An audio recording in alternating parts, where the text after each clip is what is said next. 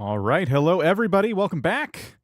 It is day 6 of making Lumbridge in Animal Crossing. Lumbridge is, of course, the starting kingdom, the first place you land when you play the video game RuneScape, and we are going to be building a version of it in Animal Crossing New Horizons. Yesterday, we played literally yesterday, we got Terraforming unlocked. We did get 3 stars. I didn't know if we could do it, but we did. We made really good progress. And so today, the plan is to go ahead and try to terraform. I don't know how much terraforming we're going to get done, but the goal is to essentially flatten the island and start from scratch, which is always very ambitious. It always takes a pretty long time. So we're going to just have a lot of time to kind of chill and talk and hang out. If you're watching this after it was a live stream, that means we're not here to chill and talk and hang out. But let me know in the comments if you've ever flattened your island and how long it took, roughly. And welcome to those of you who are here live. Thank you for being here. So yeah, I did just boot up the game, and we are getting our morning announcements, which is that we have Hans moving to the island. We did intentionally bring in Hans because Hans is an NPC in Lumbridge who helps you kind of like understand how long you've been playing the game. He's probably the worst person you could talk to if you're a lifer like me and you've been playing forever, because it's a bit scary to see the passage of time in that context. So Hans is here to terrify fans of RuneScape, and then KK Slider's here too, which means I guess we're doing our New Horizons like endgame kind of credits here. So we'll need to now enjoy the show. All right, fine. We'll go back into RuneScape and we'll do the show. So how is everybody? Welcome. Let's get our New Horizons song unlocked.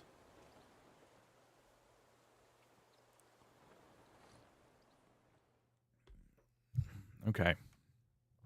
I'm excited. I've been looking forward to streaming ever since we stopped streaming last night.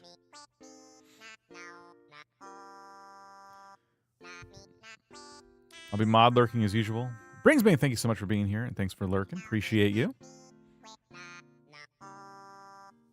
It's kind of weird to start a stream with credits. It's weird, it's confusing, and it's not what you probably want for your YouTube retention. Don't go, please.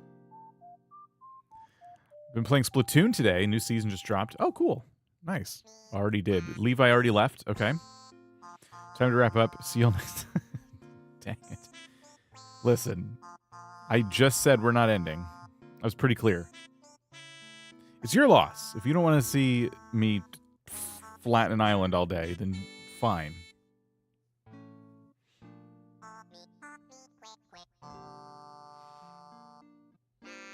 I think the song keeps going, right?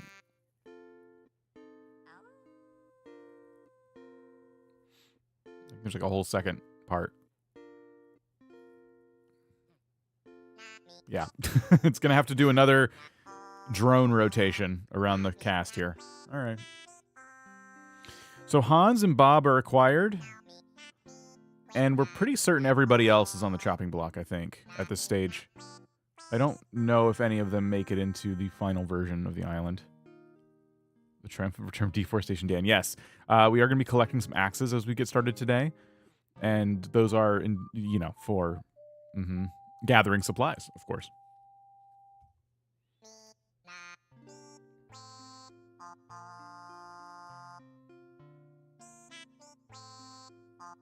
Whenever anyone asks, where's the next Animal Crossing game, I want you to remember these credits, okay? I want you to remember how long this takes. Look at this. Oh. There's so many names. Okay, well, they're gone. I was going to circle them.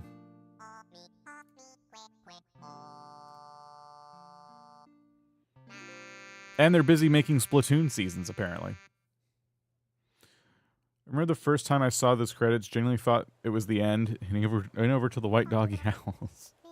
It is a bit of a misstep, I think, on Nintendo's part to make the 3 stars like the end credit scene. I think it would have been better if they encouraged people to play longer and work towards 5 stars, which is not super hard to do. In fact, I think I would argue this game is the easiest one for getting 5 stars or a perfect island, And that should have led to an even larger bit of fanfare, because that by the time you get 5 stars, you do feel like you've done it all.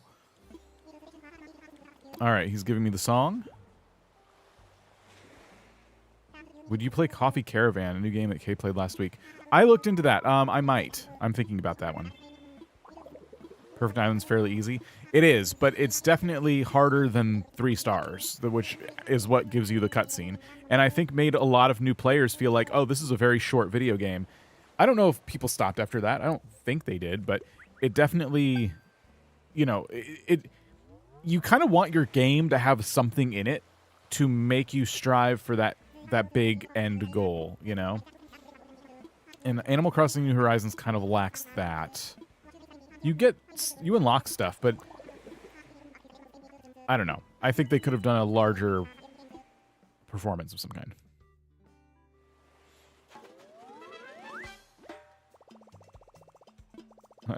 I was confused by it. Yeah, it is confusing. All right, we got some points here. What it really signifies is like the end of the tutorial, if you think about it. And not really the tutorial, well, kind of the tutorial, because we didn't place a lot of items. This place is trash right now because we need to get 3 stars. We did not place a ton of items, and we saw the credits. So I would consider that probably the tutorial. And then the credits roll. I know the real end of the tutorial is probably when Resident Services is finally built, but I don't know. How long did it take you guys to get 3 stars when you first played? Maybe I'm underestimating just how difficult it seemed back in the day. Now I just can game the system really easily. I remain unconfused because I watch your content to see what I'm missing. Oh, okay, that's fair. I'm an old pro. Are you thinking of leaving? I'm thinking maybe, you know, moving away from the island. Oh. That would kind of make getting Lionel here pretty easy. And we had said we'd probably don't... Out of all the villagers I have, I will say Peggy is the one villager that I was considering keeping on board. Out of all the villagers that we got, like, purely by chance. But I think we tell Peggy to go get it. Okay, Peggy's gonna go follow her dreams, which is good. I feel good about that. I hear a balloon. I still have a slingshot. I'm kind of just busy prepping the island for destruction today.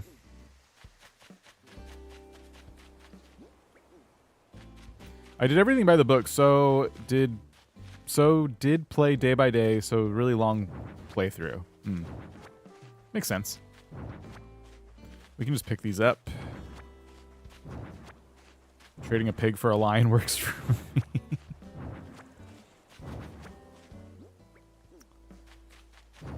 It only took about an inventory full of items to get 3 stars, by the way. It took like a few dozen flowers and an inventory full of items and basically nothing else. We haven't picked up a lot of weeds. Like, we've just kind of let the island go to crap, and we did it. 3 stars. So, yeah, when you realize how low they set the bar for that, that's why I'm saying what I'm saying, where it's like 5 stars is like a pretty high bar. There's a lot you need to do for 5 stars. I'm going to move the storage shed. Let's pick up these last few items, store them, and then move the storage shed.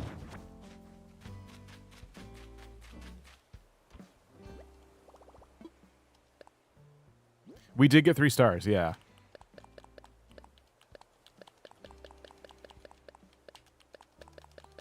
Maybe I should grab all my tools as well, since we are going to see a lot of balloons today and stuff.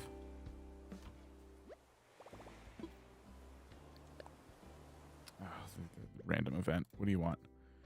Come and solve the maze for me. You guys want to see the maze, random? It actually can be pretty rewarding. Let me pop over here. Okay. Let me turn off the Switch music and we'll get some, what do we want? How about this? All right. Sure, I like exploring mazes. Okay, so I gotta remember exactly how to do this. You can really easily screw it up, but then it becomes really easy. Okay, let's go. I think the first step is to kind of leave the part where you start in, and then from there you just kind of take every door you can. Random events in RuneScape are pretty old. They were originally implemented into the game to avoid people botting. So if someone was using a bot, this random event would not leave them alone until you acknowledged them and then did whatever thing. You basically have to interact with it, right? And if you didn't, it would kick you from the game. But nowadays, bots can do the random events, and they've known this for a while. So what they did is now the random events... Hey, Leanne Yaxley just gifted y'all some YouTube membership. Percent count percent to be exact. Welcome to whoever just became a tier percent. Okay. Hey, Leanne Yaxley just became a channel member. Okay, something went on there with the... I don't think that's the right way. Something went on there with the thing. I'll go check that. Thank you, Leanne, for becoming a member. It was only supposed to play that last one. I already screwed up the maze. I usually get this better. It just wouldn't let me through that door. Let's go this way. It's this one. Dang it. You have to do it fast, otherwise you don't get a very good prize. I think we messed it up.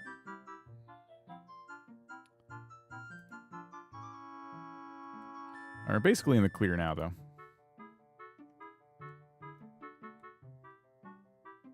There's one for gifting memberships, and there's one for becoming a member. And what happened there was that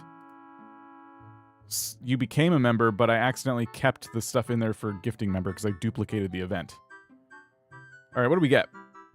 We got some mithril ore, 48, and then 334 steel arrows. Yeah, we could have done better. All right. Anyway, back to this. There's not a lot of randoms that are worth doing, but that one's sometimes worth it. Okay, slingshot, fishing rod, net, and I do need a watering can. Bring some iron with us. Make that maze in Animal Crossing. We don't have room, but yeah, that'd be pretty cool. Maybe my house could consist of stuff like that, like randoms, like random events. Okay, let's see. We need axes. So I should probably get some supplies to make some axes.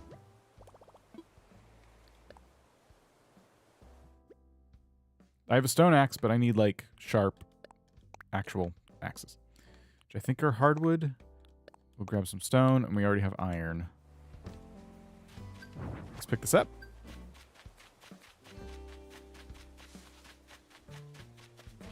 I guess we bring it...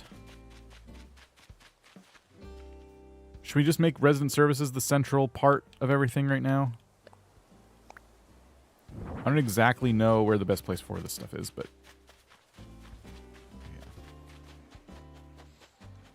Yeah.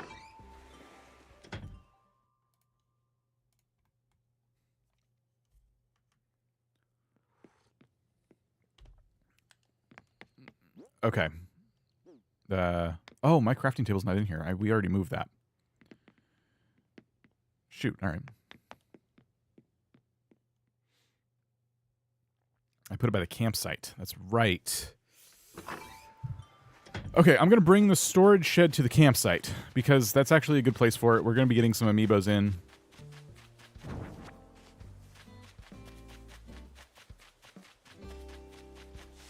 So we'll want to craft stuff for them.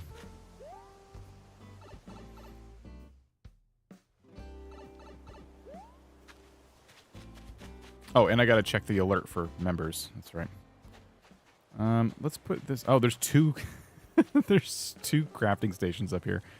All right, that's a bit wasteful.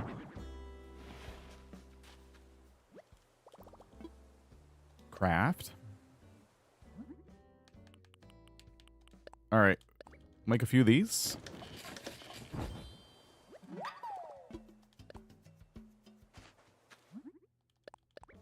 And then we'll upgrade them to sharp axes.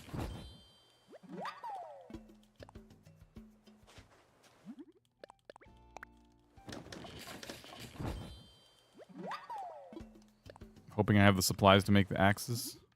I don't. It was regular wood all along. I knew it. I knew they were going to do that to us. Okay, that's fine. Let me... Oh, no. Hold on. This is all wrong. Okay.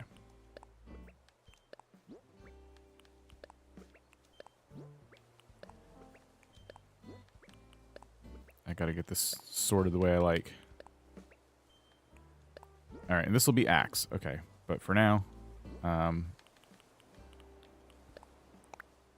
it from here.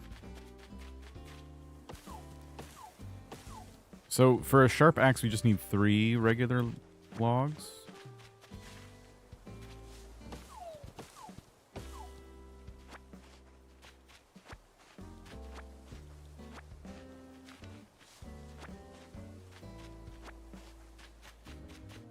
Any more? Any more trees? I think I got rid of a number of trees out here.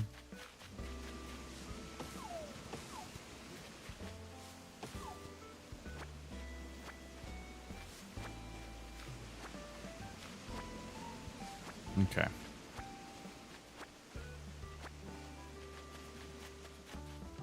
I forgot we're going to have to pick weeds and dig up flowers, too. Ugh. All right. Busy day. Very busy day. Definitely one of our more tedious days.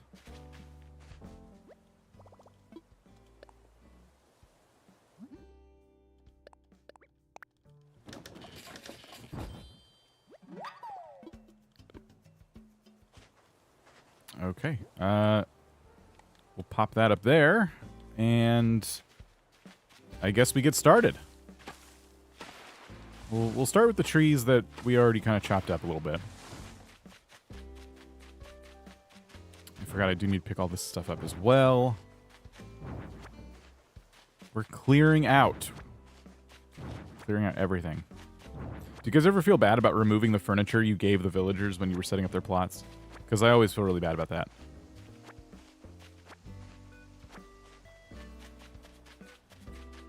I'm doing what I have to do, though.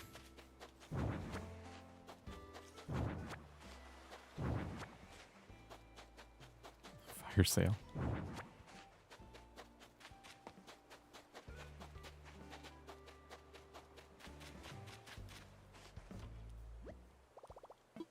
Kato says, I don't feel bad, I made it. That's a good point. How are you, Kato? Guys, Kato just became a Twitch partner. It's madness. So be sure to congratulate Console Kato. Is it telling me my storage is full? I was 30 DIY Island video when it came out, and I still have that day transfer song in my head on repeat. Oh, man. Oh, wow. We are full up on storage. That is a shame. I'll probably have to upgrade my house, because we're going to need that. I haven't decided how much I want to upgrade my house yet. Okay, that's fine. That's fine. Sounds fine. Just leave it alone. Maybe we just head up and start clearing space.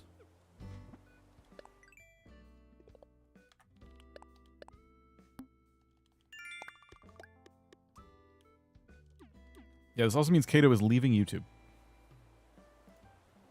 Decided to shut down her whole channel, which I was very surprised.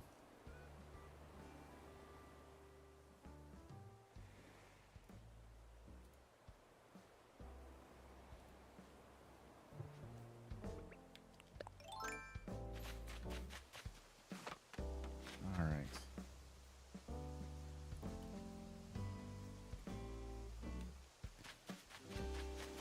So I guess we start by just, yeah, clearing off the cliffs that are at, like, the highest point, I think. Oh, I gotta unlock the terraforming. Oh, you actually have to, like, spend points. Shoot. I forgot. We're skipping a step here.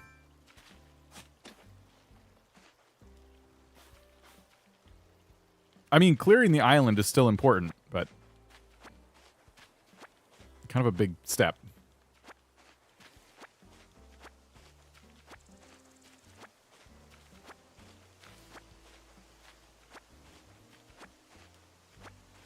Oh, I meant to fix $2 Dan as well. Shoot. Okay, hold on. I'm like all over the place. So you became a member and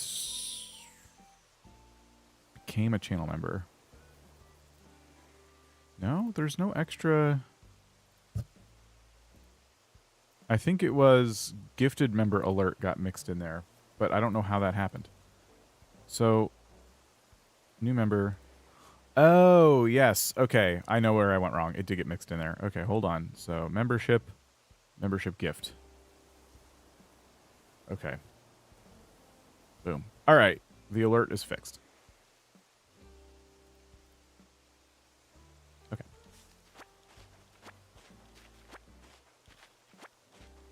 You don't have to pick the weeds, just knock down the cliff. What about getting a lot of weeds to craft with, though? It's Doge. How's it going? Welcome. We've been live streaming for 2 hours. No. Why does it say that? 20 minutes. Oh. Looks like Consul Akaido has been a super billionaire on YouTube for 10 and says 10 months of paying for Dan's friendship. Thanks. What did he call you? Kaido? What was that? He just says for 10, so I thought he would say the months part, and I guess I got to add that in there too. So that was member alert. And he says... Oh no, that was member milestone. Looks like so-and-so has been a member on YouTube for... Okay. Months. There we go. Thank you for helping me test all these.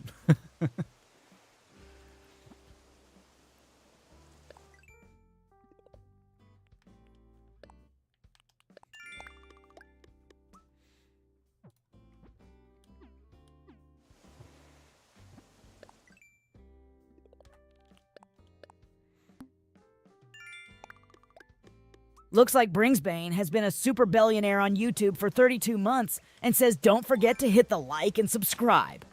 Nice. Thank you, Bringsbane. It worked. Okay, good. Member milestones officially works. Can you knock down the flowers like you can the weeds? No, I think the flowers get in your way. Oh, there goes our shovel. All right, so we'll have to get a shovel. I knew that was about to happen. Robert, how's it going?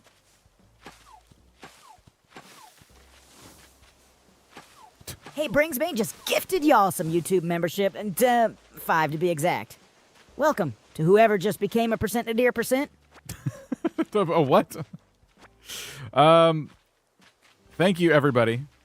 For thank you, Bringsbane, and thank you. Hold on. Consul Akaido just gave us $1.99 and said props to the artist. Looks like Alien Geek 96 has been a super billionaire on YouTube for 4 months and says 4 months. I could have sworn it's only been 2 months. Oh no, poor $2 Dan. He's gonna get so tired. Thanks, everybody. We need our trash can. I could tell I'm gonna need to get rid of some stuff. I didn't want a membership. Well, oh, you didn't get a membership. Okay, sorry. Yeah, they're random. They're completely random. Thank you, Bringsbane. And thank you, everybody. He said something wrong. He did one of his... He said the percents in the variable of one of these. What was it? It was the membership gift, wasn't it? So it said, welcome to whoever just became... It says tier. So that's supposed to say what membership tier. And it didn't work. But it should have. Because we had another one where someone became a member and it listed the tier and that did work, right? No, it says just became a channel member and member milestone says level name. It's level name. Okay, sorry. You don't even see what I'm doing right now. It's just code basically. So when someone gifts a member, he needs to say just became a percent level name percent. And now he'll say just became a billionaire, super billionaire, and so on. Okay, good. Thank you for the $2 Dan tune-up. Okay, who gifted $2. Super chatted $2. Brings me, you don't have to keep doing that. Oh my gosh. So now he's not doing anything. Glad to help troubleshoot. Well, I appreciate the gifted members. He didn't even show up this time. So what happened there? YouTube membership gift. Is there a queue? Oh. Hey, Bringspan just gifted y'all some YouTube membership. 5 to be exact. Welcome to whoever just became a percent level name percent. It's not supposed to say that. Bringspan, don't keep giving money. Stop it. Okay, let me try and figure out though why that didn't.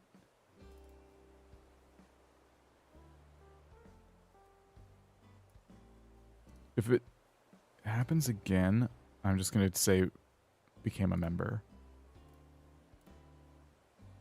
Okay, gifted member.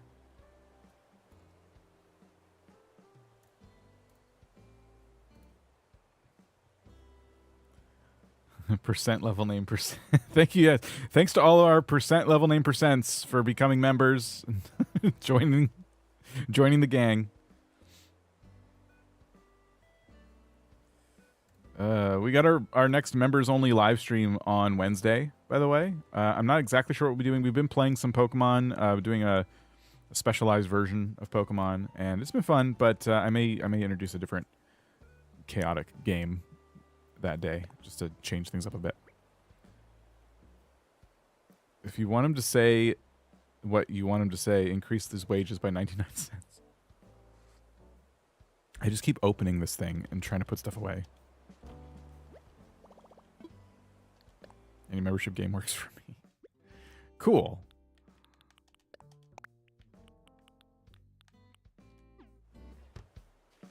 Love watching how the sausage is made. Really, no shade intended. I'm here to learn. Yeah, well, the tool is called StreamerBot, and it's very complex at first. It's very intimidating, but once you watch a tutorial or two, you start to understand it.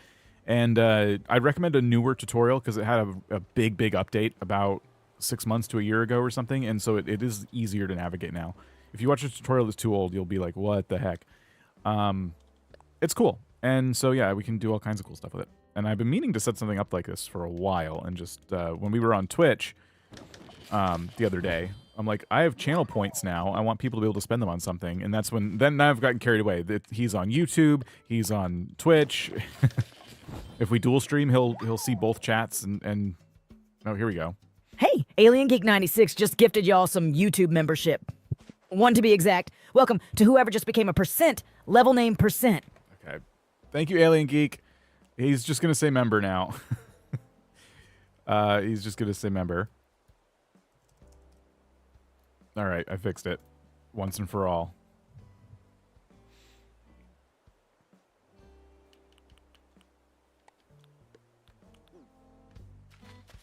Let me go see what the heck we need to do to unlock terraforming. It is fixed. I fixed it.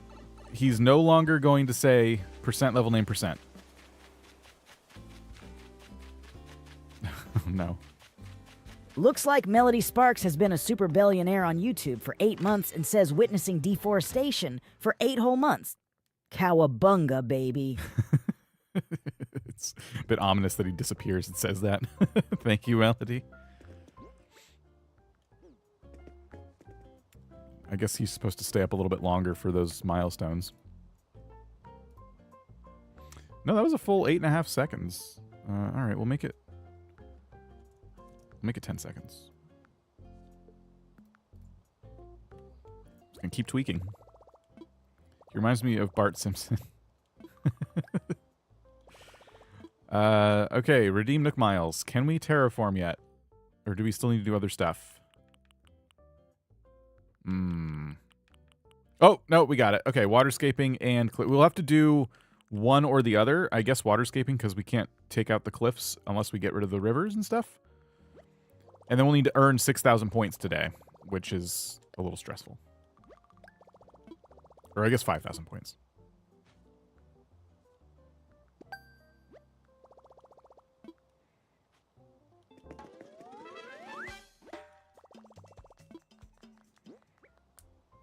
Cool.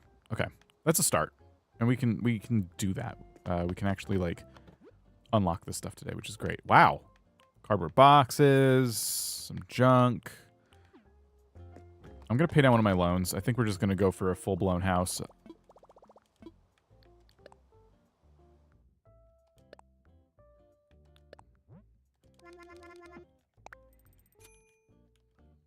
Okay. Care Bear, how's it going? Oh, I thought I gave myself 4 million bells the other day, or yesterday. I almost 400,000. I'm like, wait, shouldn't I have a lot more? Okay, so let's get our house upgraded. You're getting the best bit. Takes ages until we're satisfied with the rivers and lakes. True. Care Bear, how are you? Oh, I already asked, and you're doing good. That's good. Glad to hear it. About my home.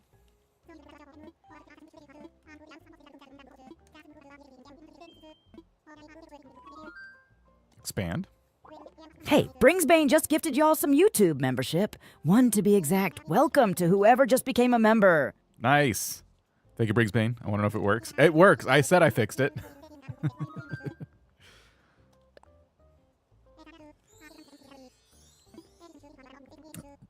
Yep.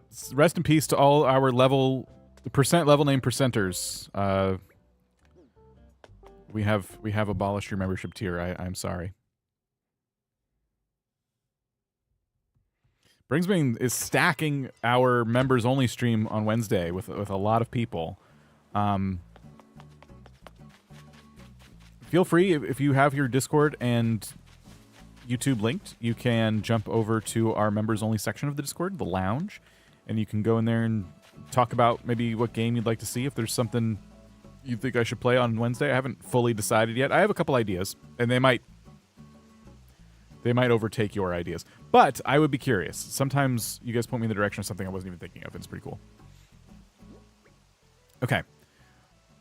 We can continue chopping trees, but now it's like the question of should we do that or should we get our points to unlock the cliff editing tool? I think we'll mix it up. We'll chop our trees, we'll dig our flowers. Yeah. Not Fortnite.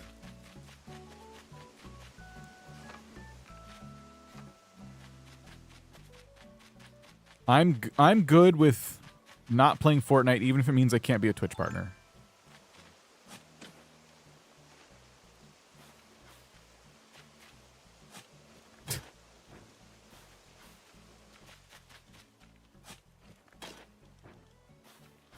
Did you finish the star path? Oh, you're asking Kato. I'm like, no, I didn't finish the star path.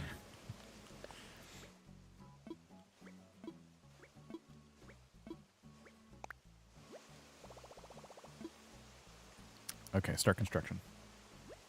So, something else I wanted to tell you guys about. The reason that the poll on chat right now is, have you played RuneScape before? I'm surprised we have 77% that said no. I thought it'd be like 100%. The reason I brought that up is because I'm considering bringing back my RuneScape series on my other channel. And most of you don't know this thing exists, which is by design, because most of you don't play RuneScape. But now that we're doing this RuneScape thing, I can probably talk about it a bit more. If you're interested, you can check it out. There's another channel out there. It's called Crossington. And I started a series, it's 2 episodes long, where my account makes money by picking up other people's trash. And the reason I like that is because a lot of people do a series and they challenge themselves in really ridiculous ways and put themselves in positions where they have to do 80-hour grinds just to get like one thing done. I don't want to do that. I just want to have fun. So I literally go around picking up stuff that people drop and I try and see how much it's worth. That's the easiest way to describe it. But I don't want you to go over there unless it's something you actually want to watch. But I'm thinking of bringing it back. I've been thinking about this a lot, and it is probably something I'm going to do. It won't be for a while, because if I bring it back, I want to make sure I stack up some episodes first. Because the last time I did 2 episodes pretty much in real time, I finished recording and I uploaded them, and then I stopped doing it, and a bunch of people watched it, and they're like, "Where'd it go?" And so this time I want to make sure I can commit to it. But that is something I am 80% sure now that I'm probably going to do. Dreamlight Valley, I don't have Discord. I'm telling my ideas for the live stream. Not Dreamlight Valley. I would not subject the members to that. Watch me yell at Mickey Mouse for 2 hours. Probably not the best use of everyone's time. 80% is my comfortable number, percent to my comfortable go-to percent when I'm predicting things about myself.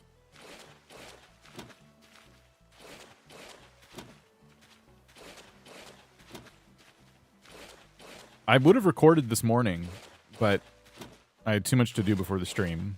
I had a lot of prep to do. So I'm thinking this afternoon, I will record the next episode. And I'm excited to record that episode because I know what I'm going to do for my next money-making method. Valkyrie has gone? Prismazoa? Or Henry? I'll just say Henry. How's it going?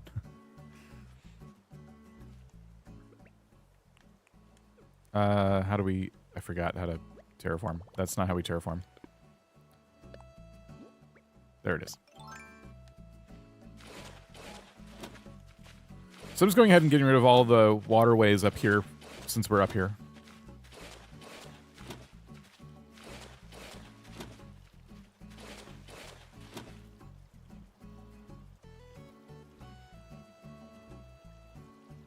I gotta dump my inventory. Hearing you yell at Mickey Mouse, or Michael Mouse, sounds like a good time to me. I think I made it sound too interesting when I said that. I just want you to know it won't be interesting.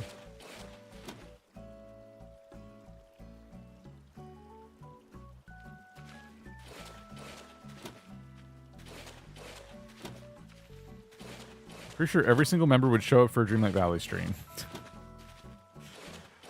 That's not the metric.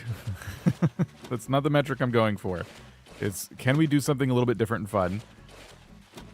We're playing Endless Ocean Luminous. This is traumatic. Turns out it does have an end. There is no endless ocean on my Animal Crossing island. Oops.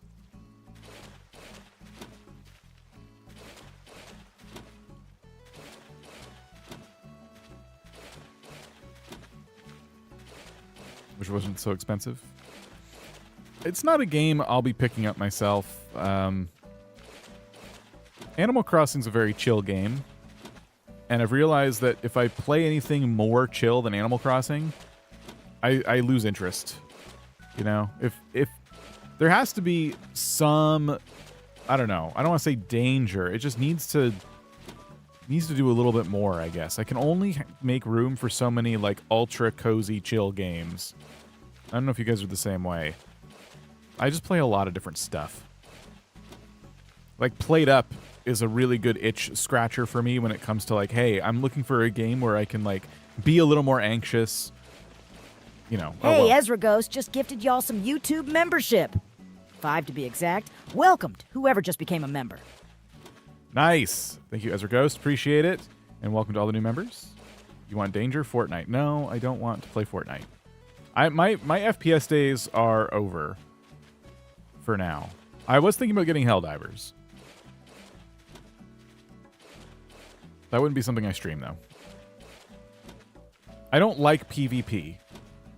That makes sense? I do not like playing, like, fighting other people in games. I don't mind, like, we were playing Hot Pot in Palia. That's different. That's like a card game. It's way less tense. There's something about shooting other players with guns in a game that it gives me so much anxiety. Because I used to be that teenager raging at getting killed in, like, Call of Duty. Like, dang it, you know? It's always a problem. And I don't want to do that. Not that I would rage again. It would just be, like, not fun for me now. But I get that it's, like, the most popular game in the world. I got everything I needed from Halo and Call of Duty back in the day.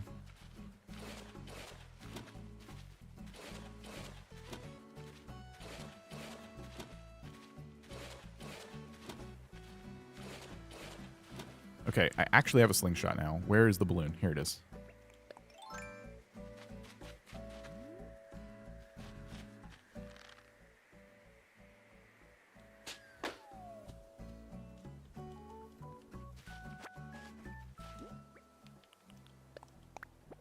Have you played Another Crab's Treasure? No, that one does look like a lot of fun, though. That could be a good one.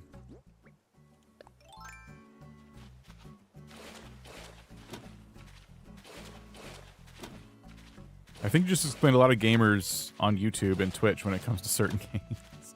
I know.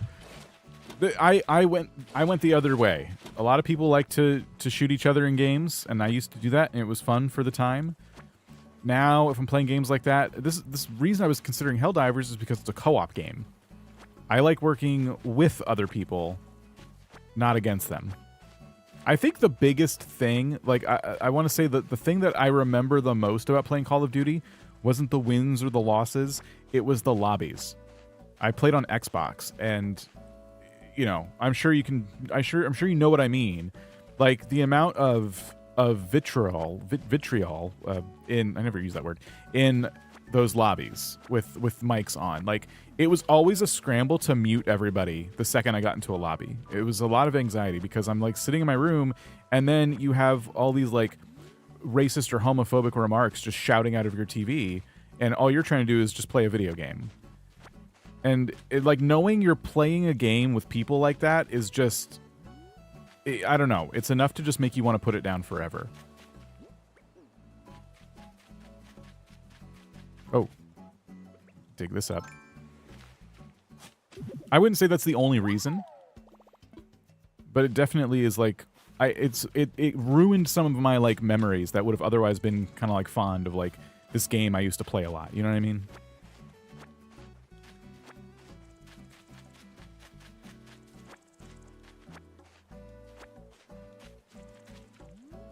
Sounds hellish. It was. It still is in some cases, I think. I think that's like not a problem that's exactly gone away.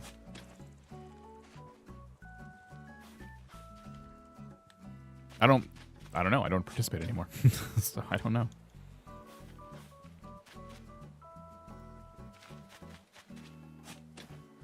Sounds like why I stopped playing Overwatch. It got repetitive and teamwork is foreign to people.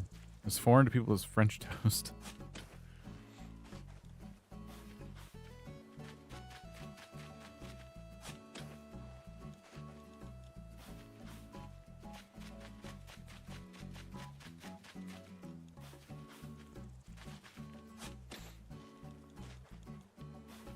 All right.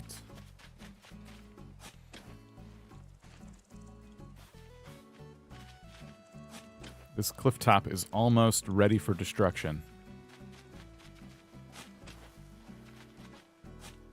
I think after we get rid of these trees, maybe we go ahead and start gathering up points for the cliff destruction tool.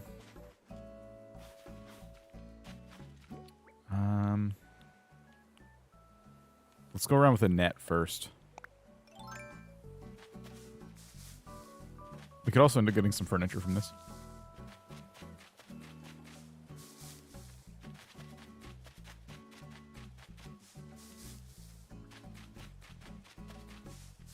Here we go. I'm usually not able to join when you're live, but I enjoy watching streams. Best thing to watch after a hectic day at work. Well, welcome. Welcome back from work. Sorry your day was hectic.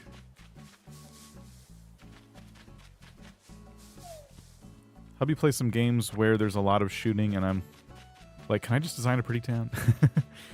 I think, you know what? I can actually pinpoint the exact game and activity in that game that transitioned me from playing first-person shooters to playing more games that involve design. It was Halo 3. Halo 3 introduced Forge mode, and it would allow you to create maps. And suddenly, I'm like, I want to make maps that are like fun and also different. I want to make maps that require you to play the game in a different way. Like, kind of like we did with, I didn't make this, obviously, like, when Nintendo was promoting like Animal Crossing hard mode, for example. I wanted to try to find ways to make Halo play differently using Forge mode. And so I got like big into these types of games, you know, where I could like put my own spin on them. And now, like, once I played Forge mode, I still played some matchmaking games and stuff like that. It was only a matter of time till Minecraft came out and got my attention, and then all bets were off. I think it went from Halo Forge to Minecraft, and then that was it. Like, my needs were met as a gamer, and I just never went back to first-person shooters. I think, as I was thinking about that, I'm like, that was really what happened.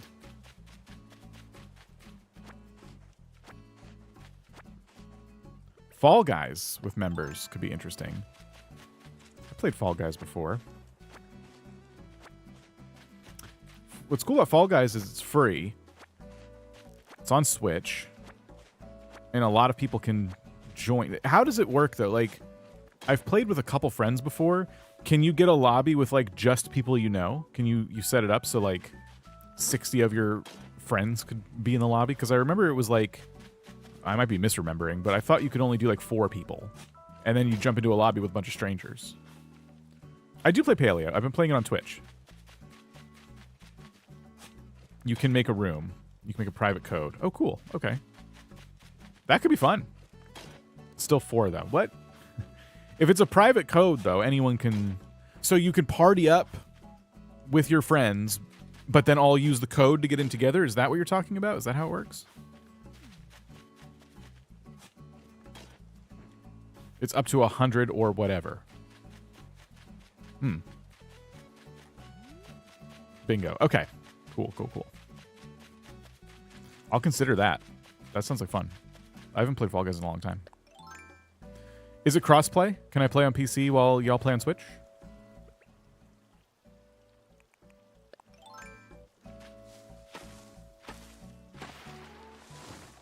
I don't remember how many people are in Fall Guys. I thought the lobbies were 60, but it's been a really long time. It is crossplay. Sweet. Pat's done some Fall Guys member-only streams. Nice. Okay.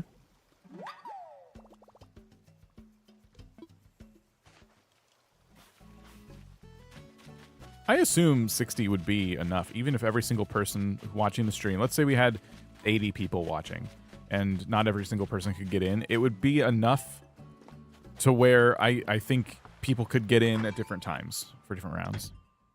Just start playing Palea. Palea is a lot of fun. Yeah, I'm hoping for the best for Palea. They've had to lay off a lot of people. I want to see if Kyle was crafting. Palea is another one where we could, in theory, all play together. I've been thinking about this too. Like, I could open up one of my empty plots and let everyone just come in and decorate it. Just like, take over the space. Palea's new building blocks are a lot of fun. I'm so glad to hear that people are enjoying those. I've seen Wilba play with them a bit, and he's shown, like, all the potential they have. So, I'm so glad that happened. I think they could... I don't want to be dramatic, but I do think they could save Palea. Okay, we are going to go for some points for a bit. Levi, we can't literally gift you a member, unfortunately. It's completely randomized. Anyone who gifted a member wasn't trying to gift to you or avoid gifting to you. Just so you're aware.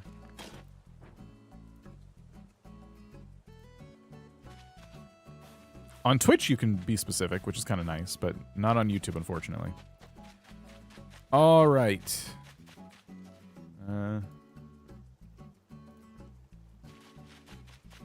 Unfortunately, there is no targeted gifts.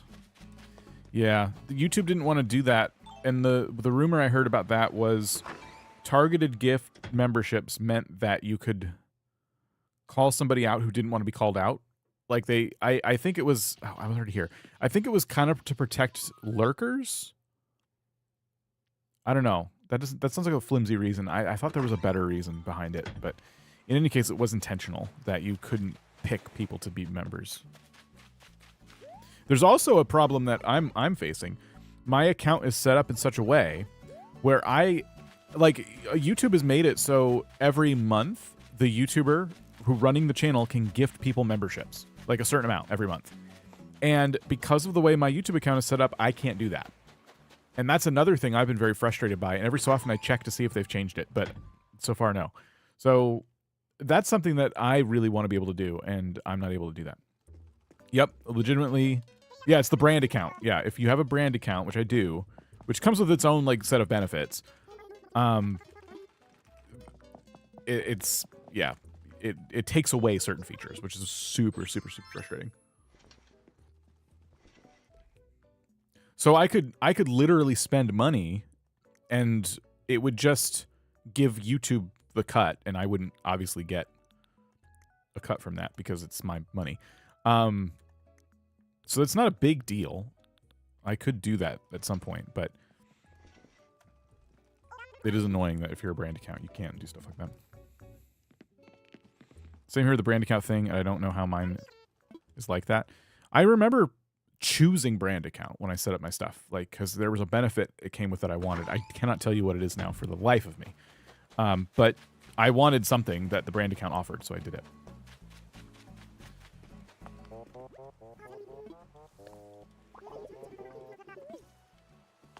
Can you change it to a normal one? You can, but it deletes everything. Yeah. Isn't that great?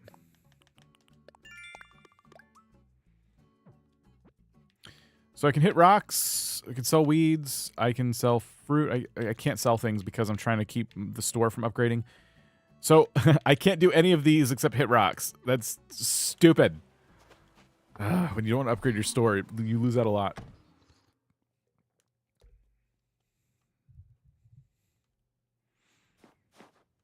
There's Hans.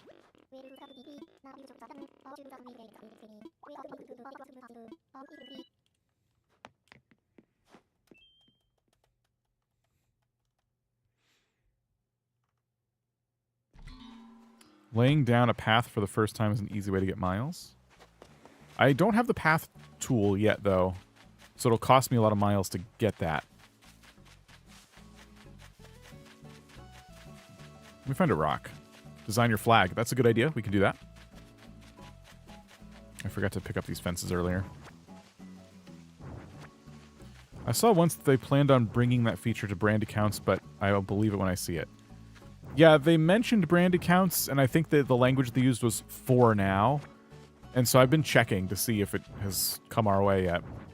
Brand accounts, there's a lot of silly little things they can't do, and I just hate that. It's one of the reasons that streaming on Twitch is becoming more and more exciting to me, because the YouTube has promised that they were going to bolster their live streaming features, and they did, but in the most YouTube way possible. They really did improve live streaming over the last few years, but just in ways that don't compete directly with Twitch. So, yeah, I don't know. Finding different things to stream on Twitch is kind of fun, because we get to do different stuff. Yeah, we also can't receive gift memberships. That's true, yeah. As branded accounts, if you try and gift memberships, I could be the only person in that chat with you as the membership gifter, and I will not get one. How long do you think it will take to build Lumbridge? And also, what % do you think you've completed so far? We just unlocked Terraforming, so things will pick up a little bit more. But I do think it's going to take still several live streams. Maybe another, like 10 or so. I have no idea. That's just a number I'm pulling out of my butt. I have no idea. But, yeah, it's a big project.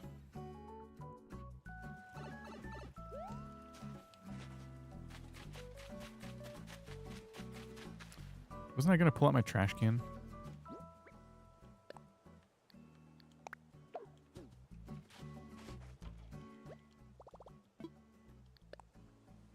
My super old YouTube account was turned into a brand account when Google bought YouTube, so I had to make a new account. Ugh.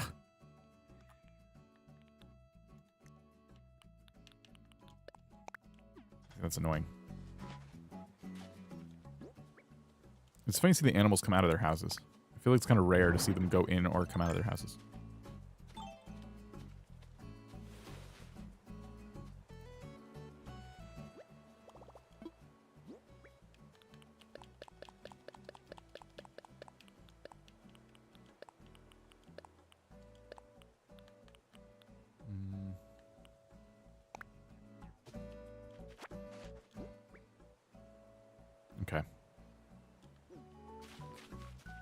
Make a couple more axes while we're here.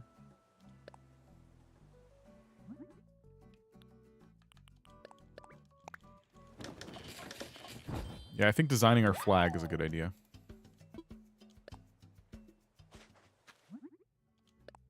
Oops. Okay. We'll wait on that. Design the flag. So for that, we're going to need to pull up an example of what we're designing against. So I think... How are we going to do that? I have an idea.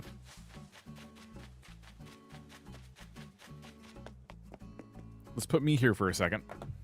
And I think what we do is we travel to Lumbridge and we take like a close-up like screenshot of a flag. And we start there. So let's pop over here. And we'll stop chopping our tree for a minute. Put away our logs and head over. Gonna lurk and play Stardew. Hope 1.6 comes to Switch soon. It's probably gonna be a while still, but yeah, I wish you luck there. Alright. Lumbridge. So the symbol is everywhere. It's this blue shield with the chevron on it, and what we're specifically looking for are the little banners, I think, because those have like the best. That's like the best way to see the colors that we want. Oh, they're outside. I think there's some on the top of the castle though. Yeah, here we go. So we're basically going to recreate this without the little lines, the vertical lines going through it. So I think what we do is...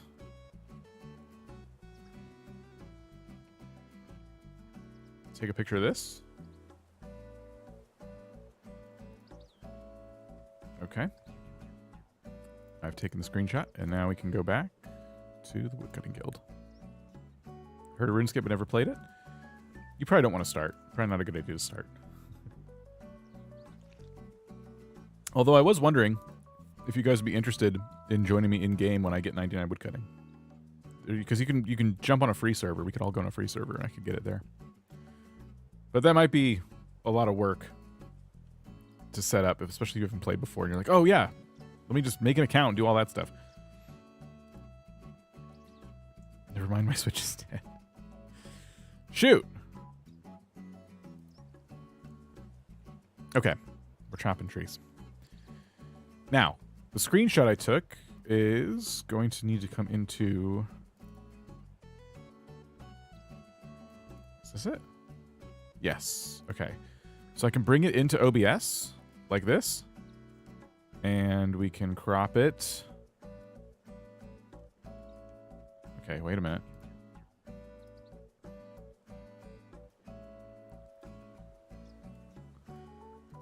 I respect that this is a banner and not a, you know. How's it going to look, though? Let's see. There it is. Cool. So we're making this up here. And I guess that's what we'll do. Let me go inside, because if I hear a balloon, I'm going to want to stop. See? I'm going to stop what I'm doing to pop it.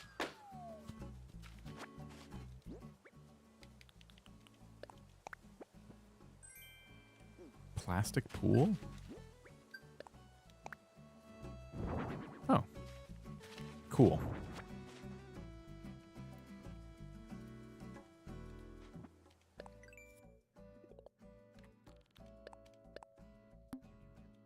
Got points for that.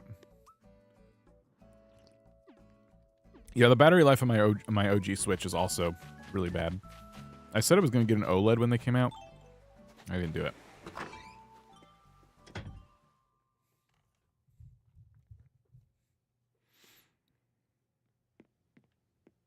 Okay. Let's open up the design tool.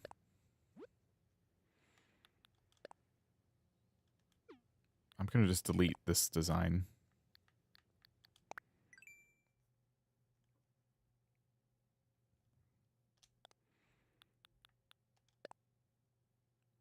We got to pick the right blue.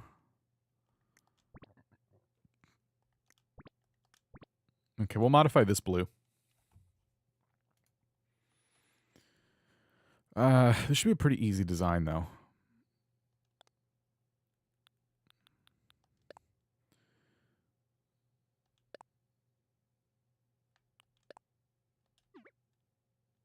Okay, I can't see what I'm doing without moving the flag somewhere else.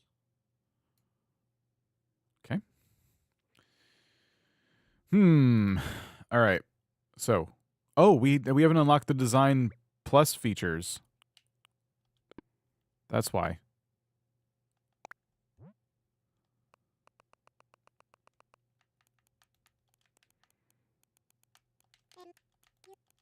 Okay.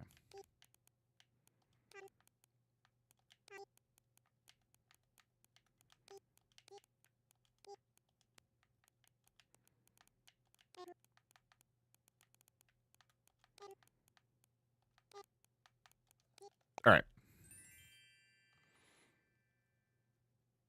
There. We have half the flag completed.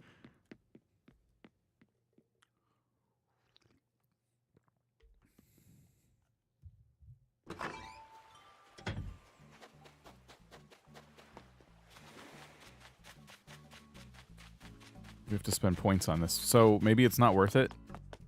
If we're trying to earn points, maybe not. Well, maybe don't spend points on the design plus features.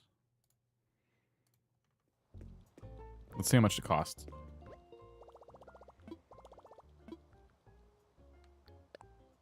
That's the wrong thing.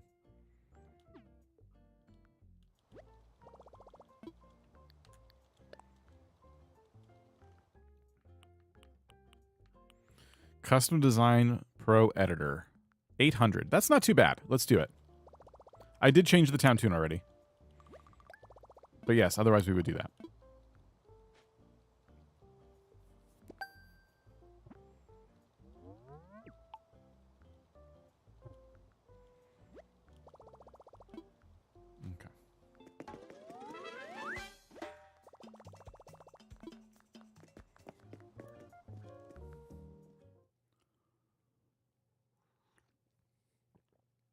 How much is it worth? Is it like only 500 points or something? Did we just play ourselves? Updating the flag, I mean.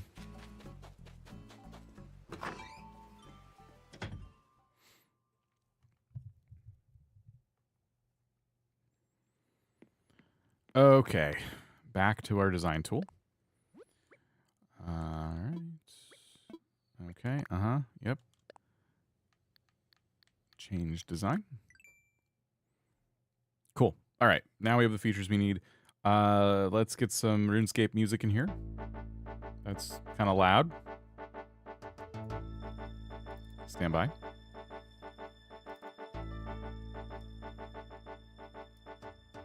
that's a bit better.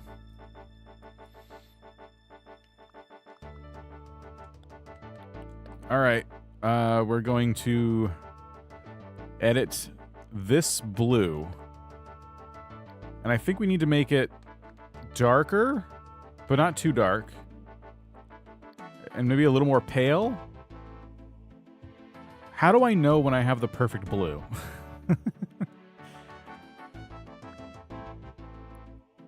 Like that blue is not super vibrant. It's a little more pale. We can make it pale and dark. Maybe that's too pale. Maybe that's too dark. I feel like we're not even close, to be honest with you.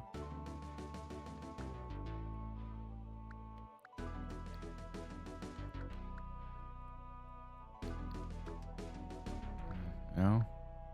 No. This seems like the closest blue. What if we did this? Move the banner to the right next to the painting easel. Oh yeah, that's what I was thinking of doing, like cropping it in even more.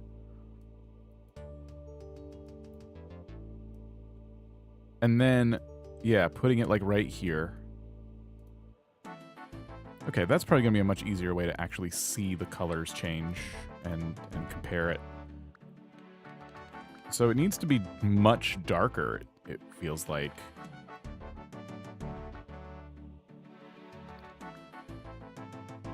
Keep in mind the game itself. Change the hue. It's not royal enough. So we got to... Oh, you're absolutely right. I'm sorry. That was the right blue. Okay. I don't want it to be too dark, but wow, this is actually getting really close now. Because the game, I think, is a little unnaturally dark here, but I think this is it. That almost blends perfectly. Look at this. Like if I crop it in more, that's like gone. We did it. Thank you, Kato. See, this is why I'll never be anything. All right, now we can go for white if we want to, but I think we try and make it a bit of like an off-white. Gosh, that's loud. Everything on my system needs tweaking today. Okay.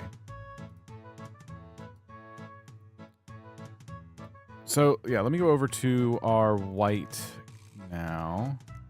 We should probably put some pen to paper here. Keep editing. Do we start with a shape, or do we just mirror it and go for it? I think we just mirror it. Maybe... Okay, yeah. Let's start with simple, like this.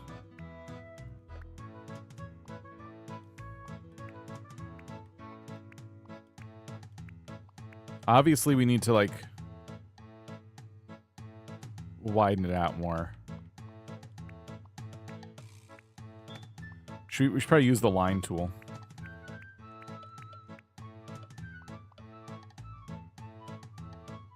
Where is that? This one.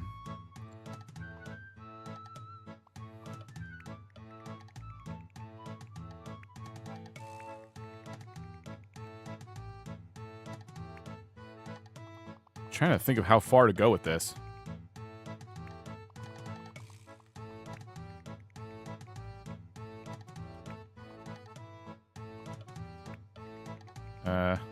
Oops.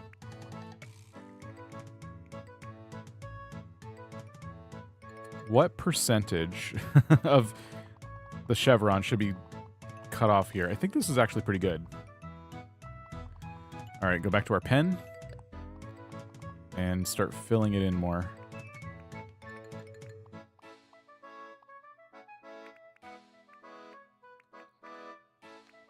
Oops. Oh, dang it.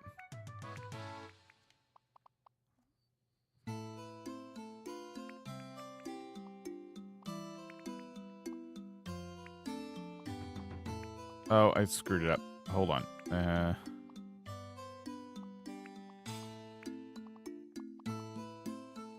Okay. Music's making me nostalgic even though I'm hearing it for the first time. That's the RuneScape effect.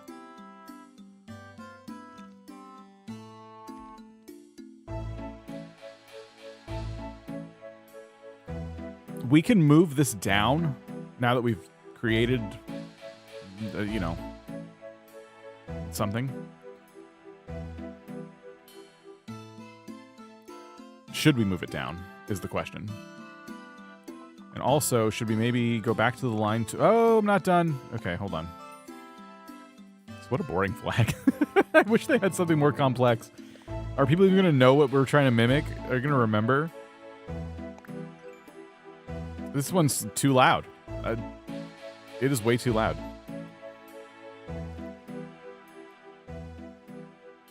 I didn't even realize how loud it was. I'm sorry. Okay. The white needs to be darker. I'll get to that too. Okay, so we go into here. We go into the line tool. We go to our royal blue. This is the wrong blue. And we need to trim here. That. Okay, that is better. That mimics the design a bit better. I wish we could make a vertical flag. That'd be excellent. Just putting my inventory real quick.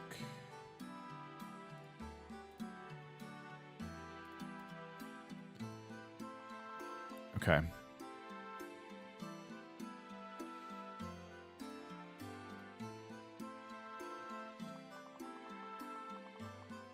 Oh, you know what? Oh, it's even. Okay, I was gonna say, did I mess something up? I didn't. The white color we have now, we need to make it a bit darker. I don't know if I want to make it match perfectly because that's basically gray, and I don't know if they were going for gray. I think the game is just... I think it's just the lighting, honestly. So let's not mess this up too bad, but... So if we want to match it, it's kind of like somewhere in here. I don't want to do that. But maybe we make it like that. Now it's not like perfectly white. This is as dark as I think I'm willing to go. Because, yeah, it is like silver there, but I think other chevrons they have around are lighter. You know what I mean? I don't know. Now I kind of like that. Ah, shoot. What is the most matchy kind of like... I think it's right here. The more I look at it, the more I'm like, maybe this is it. Actually, I was thinking of not going this dark, but no, now I'm thinking we do. Oh, I didn't mean to do that. Okay. Perfect. Right in time for the music to end. All right.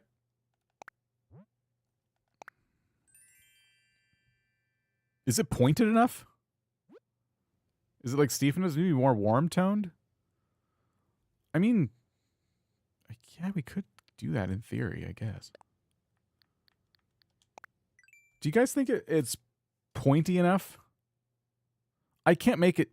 Well, I technically can make it angle down more.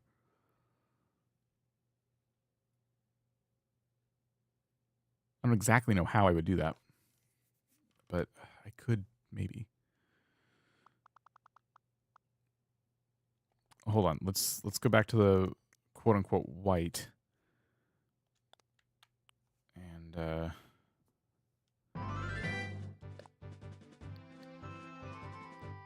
we can warm it like that. Okay.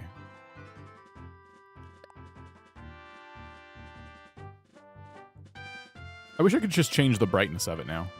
All the colors are perfect. Okay. Hard because what Henry said? You can't make a square into a rectangle, unfortunately? Yeah. My thought, if I wanted to make it more steep, was to come in here and literally, like... Would I erase? I guess I would erase. Like this. Oh, no, that won't work. I don't know what I'm thinking. Let's leave it. I think you should trim off the sides and bring the white and more on the inner bottom so it's more pointy. I don't want to trim off the sides because I want it to reach the outside of the banner. But if we add beefiness to the bottom, that might be a good way to kind of mimic this a bit better. I do like that idea. So let's try to... Let's just see what that would look like for a second. That's 1, 2. It's making the bottom too beefy, actually. You could add some shading. Go on. I don't like the beefiness in the bottom because the real one doesn't have... There's a little bit of that going on, but not too much. Let's add another layer on top. That's feeling a bit more impressive now.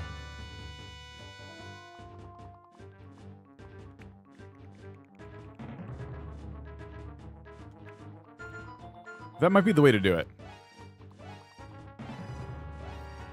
Now, the real banner doesn't have any shading at all, so what's your suggestion, Kato?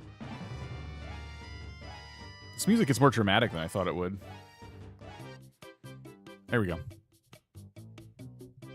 It starts a bit weird.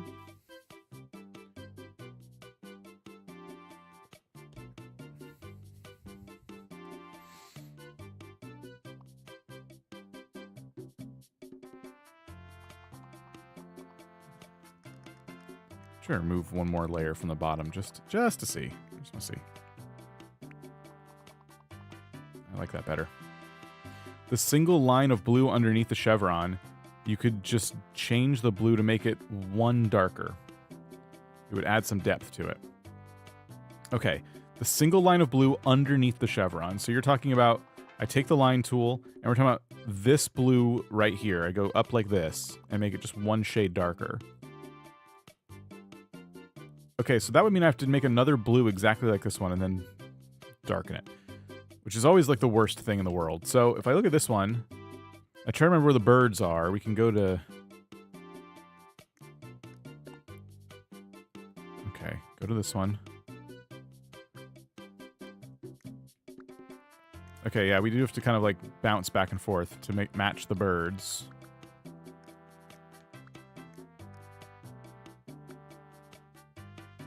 Okay, that matches. We gotta get this one closer to the middle. Okay, that's a perfect match, and then we just do that.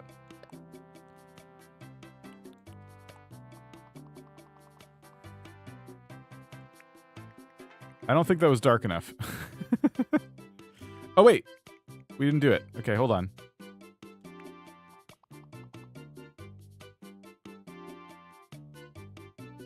Yeah. Gives a little depth. Is that all you would do? Are we done? Apparently the world wants me to just watch your stream. My Steam Deck is low and needs... Gosh, dang it. Is everyone happy with the flag the way it is? We matched the colors. We gave it some depth. We made it as pointy as we could and thick as we could without ruining the vibe.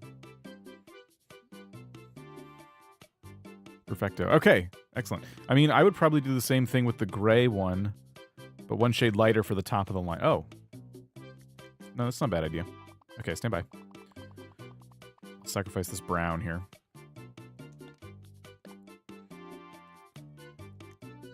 We could all learn a lot from Kato. Okay, so it looks like the only one we need to move here is Little Bird. Wait, we're on this one. Okay, hold on. So we go here. Yeah, that's one shade lighter. And then we take the line tool again, and we do that. Except, does that make it too pointy? Do we want to... Do we want to do the top line of the existing... So here instead. Yeah, probably that.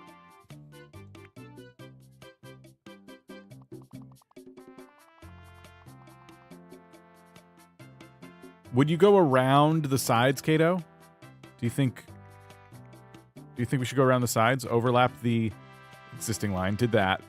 Did you want to put see-through strips? Oh, wait, we could literally do that, though. Because they have a see-through thing. It's not always see-through strips, but you know what? It kind of sometimes is. What do you think? Should we? Well, wait a minute. No, if you put it on the town flag, it does not represent the see-throughness, right? It just turns into white? I actually don't know. Try it? Here, we'll try a sample. I wouldn't do the sides. Those would be shading, if anything. Oh. So we gotta go a gray darker? Like that, except not that dark. Maybe the bottom too. Let me adjust to this gray and see if we like it. Okay, it would be this gray. This is the original gray right here. And this is the new gray. I don't know if I like that. Okay, here, let's get rid of this.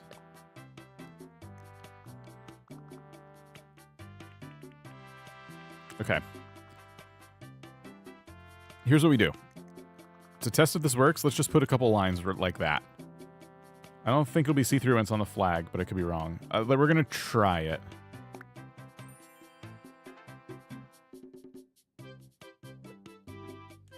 Okay.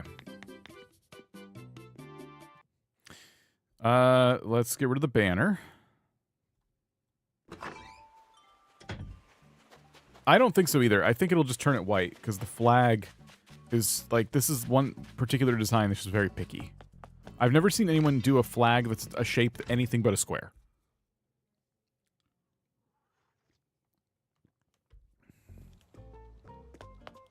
But once it's up here, we can keep making changes to it.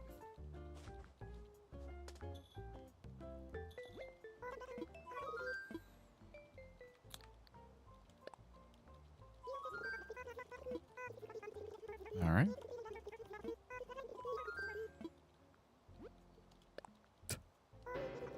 It's perfect in every way. Yeah, it does capture the essence of Lumbridge. She knows.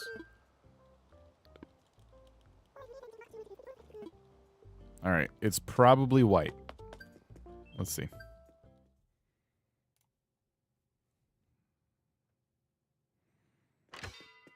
It is white. We tried, but hey, it doesn't look bad otherwise.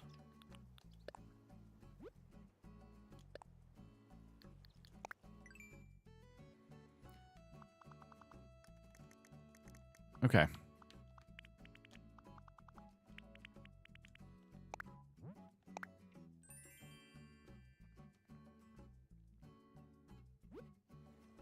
Oh, we have to update it. I thought it would just be updated. Looking good, though. Thanks for all of your tips, especially Kato.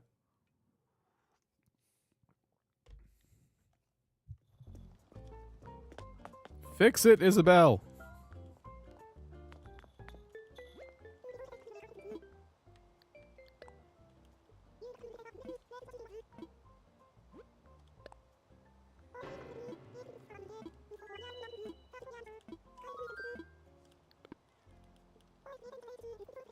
Okay.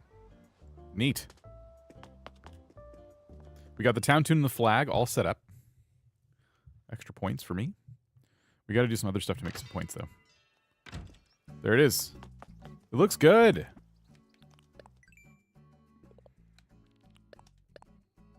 So that was 500 miles. We spent 800 on the ability to change the colors. So we are behind. We can post something on the notice board if we haven't already. We definitely have. Okay. What are other, like, easy points? Or we could just do more waterscaping.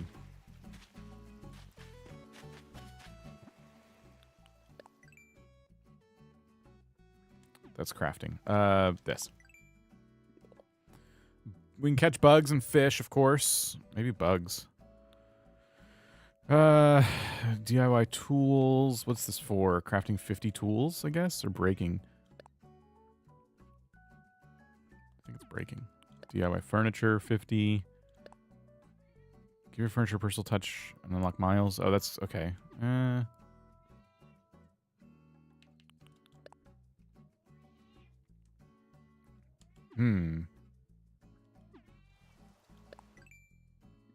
have a great idea. You should, if you get any, customize some of those street lamps with banners. I was thinking about that. We looked yesterday.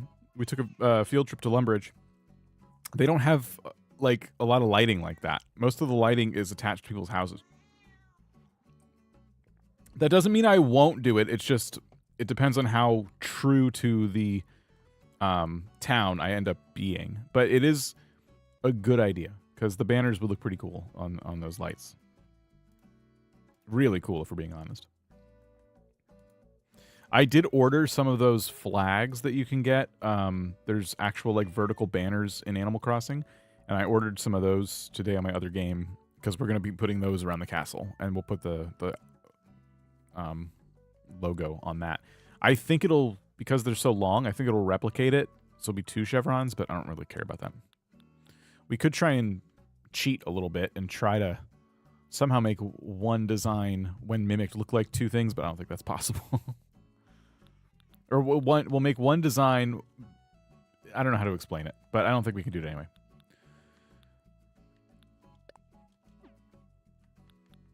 Ambitious project. Love it. Thank you.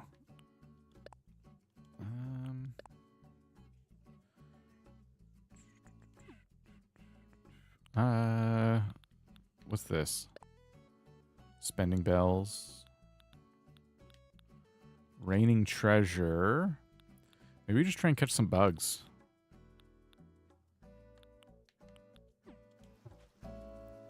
There are bugs around.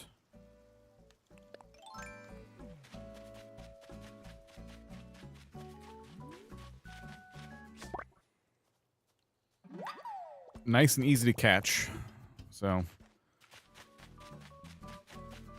we planted some flowers, and we definitely have some bugs hovering around. There's a balloon up here. Oh yeah, talking to your villagers gets you an achievement.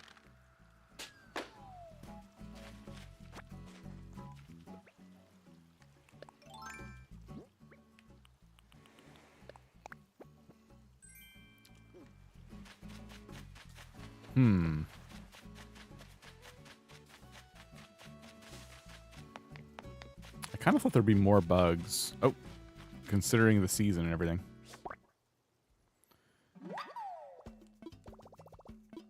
I'm trying not to sell anything because I don't want to upgrade nooks. So anything that involves buying or selling, I'm ignoring, which is making it difficult to get points.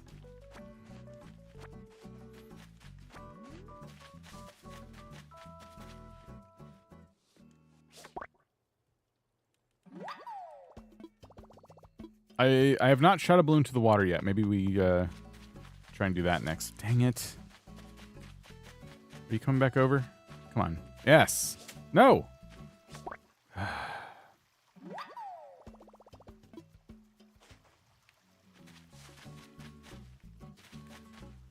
Yay. All right.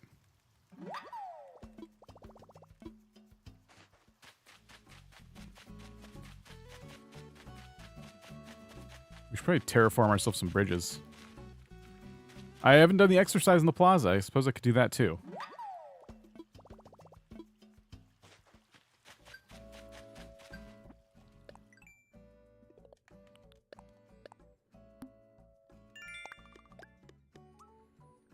Why do you want to upgrade nooks? I like the way it looks in its current form as the general store for our island.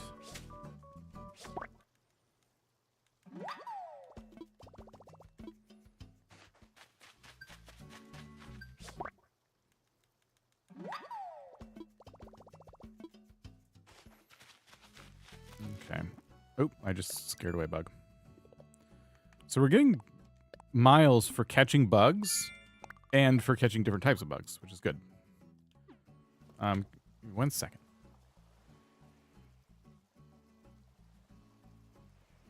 Okay. Let's see.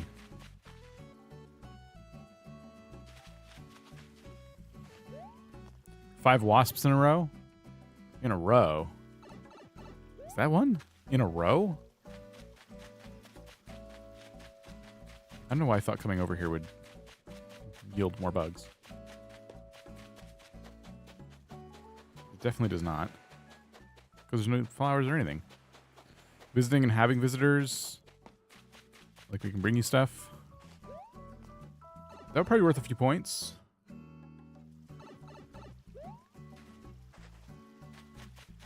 I could consider that, although it might slow me down a bit, but could consider that. I'd like to catch this guy. Come here. I think I did get stung already by some nasty bugs during previous streams.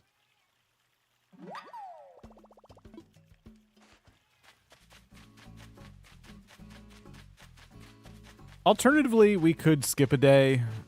That'll open up more like random spots. Shaking items out of trees. That could take a while. But I guess it doesn't hurt because we are already walking around with a net. There we go. That didn't take very long.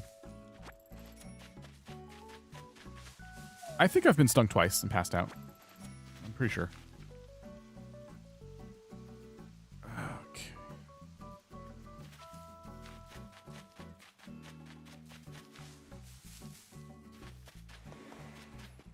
Maybe I should just... Maybe today, let's focus on what we can do. Rivers, cutting down trees. That'll get me supplies. I can use the supplies to make furniture. Breaking tools or just crafting tools? There are achievements for breaking tools. We could craft a bunch of axes and break them, I suppose. But all that stuff feels like it would take a while when it would be faster to just time travel to another day. You know what I mean?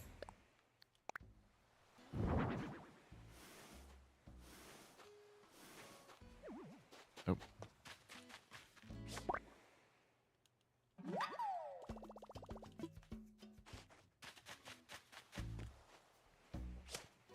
I'm basically just leaving these aside for Flick.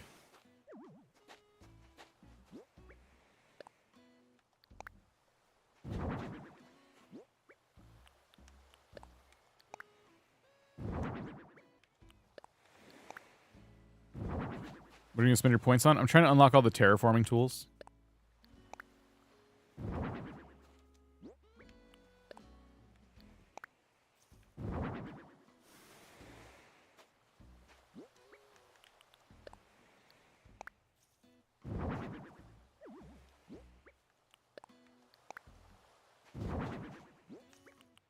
It's a shame not to donate this stuff.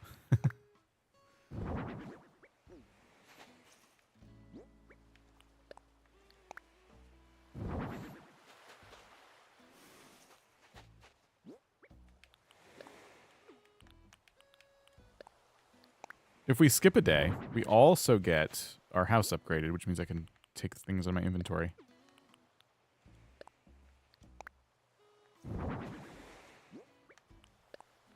It's kind of funny that the pond skater behaves so well, sitting in the bucket like that. It has every opportunity to finally leave, and just, it's like, nah, you win.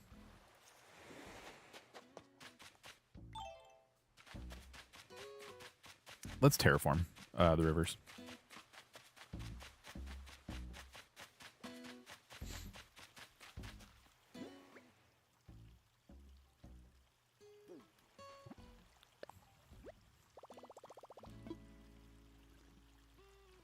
My husband told me he played RuneScape in elementary school. Making bait can get miles. That's also a good idea.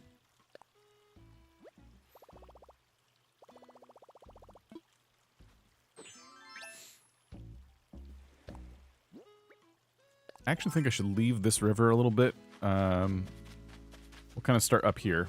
I might use some of this existing river.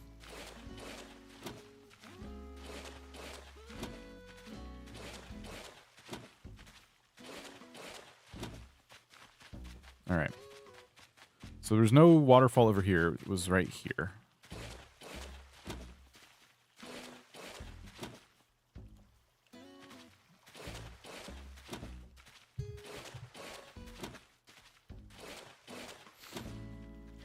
Oops.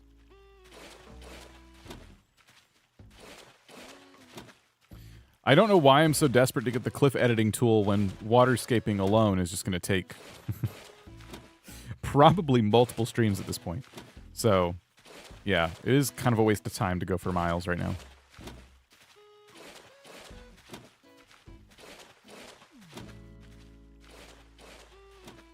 But it's okay. Let's get to it.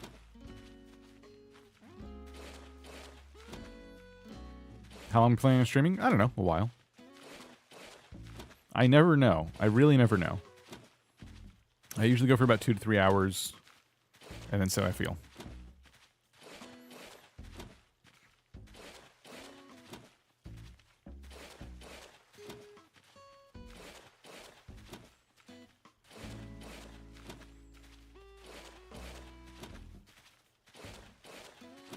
All the villagers are excited because there's now a land bridge, so they can go meet each other for the first time.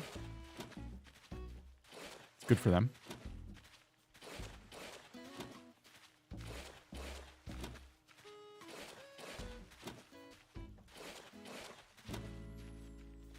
We got weeds to pick up as well.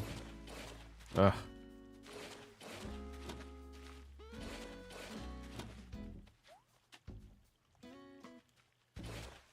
Poor Sprocket just wants to sit by the water. Oh, he looks so annoyed. I'm not sorry.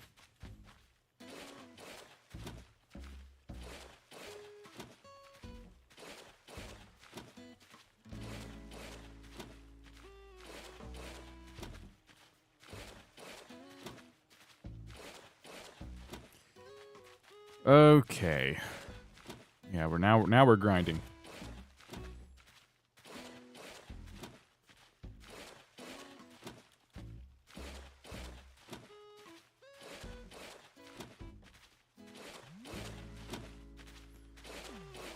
You've never been so excited to see Animal Crossing before.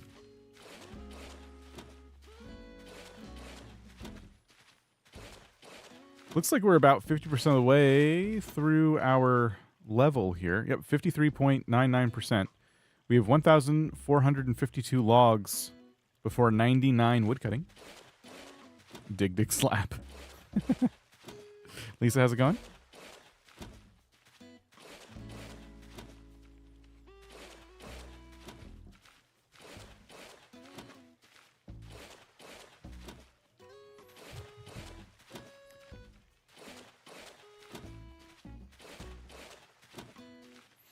A Reese's commercial?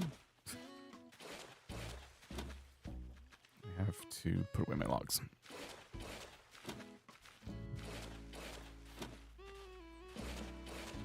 I'm customizing with Cyrus, just so just as tedious. It is, yeah. It's all the flying back and forth. They just want to sit by the river so bad. There's not much river left, though. I'm sorry. There's not going to be anyway.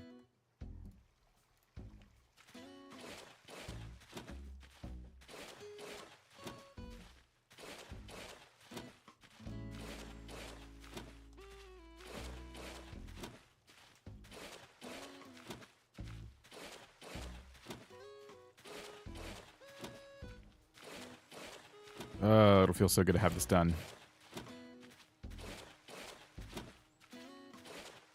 Flattening an entire island is just such a chore.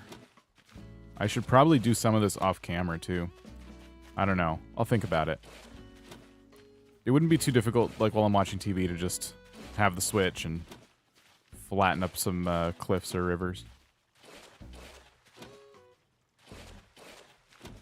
This is certainly not the most compelling part. It is kind of nice, actually. Like, once you do a big section, it does kind of seem cool to look at it and go, wow, we did that. But I don't know if that satisfaction is worth it. This is going to make picking up weeds and chopping down trees a lot easier, though. So that is nice. How did I even... I made a little island without having land connected to it originally. That's weird. I didn't make it do that.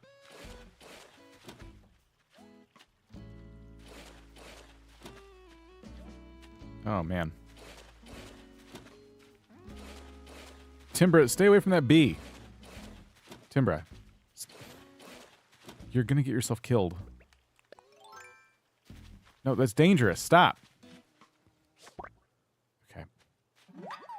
No clapping. I completely ruined her day. Listen, I'm just trying to help you not get stung. Usually they clap for you. Timber was not happy.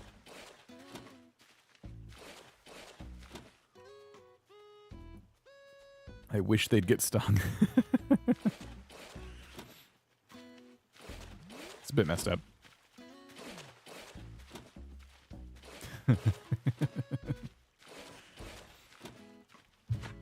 Ah.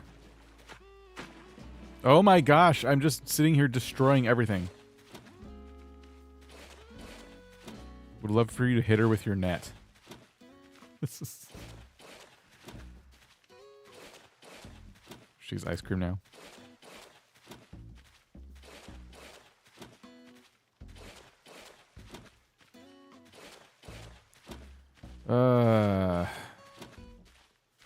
How much river have we gotten rid of? After this little section, I'll see the map.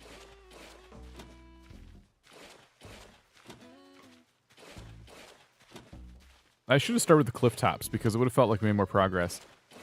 Timber is having a bad day because not only am I taking away any fun with bees and stuff like that, but I'm also taking away the rivers that she insists on sitting next to. Here I come. Oh.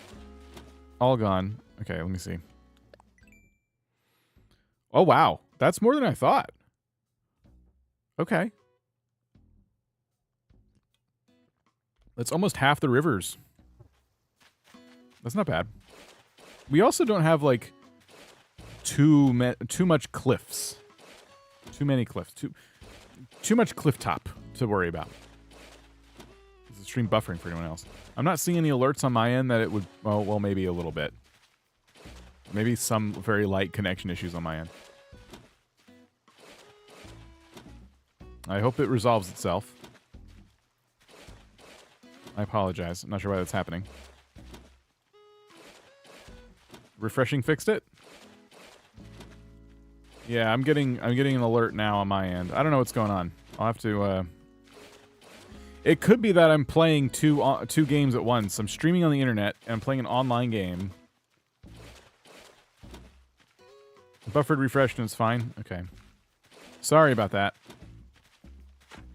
Buffered and then fixed. Okay. I'm still getting the dropped frame alerts on my end. Oh, now it's correcting itself.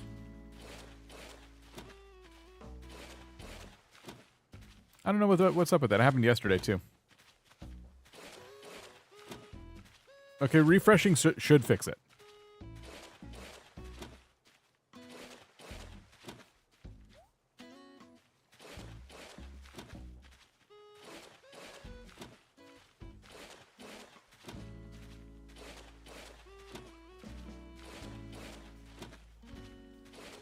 We might need to tell Tom Nook to delete the bridge that we have as well. Like before we skip to the next day. Because we'll have my house upgraded, and then, yeah, with the bridge gone, we'll be able to finish destroying the rivers. Seems to be fine now. Okay. That's good news.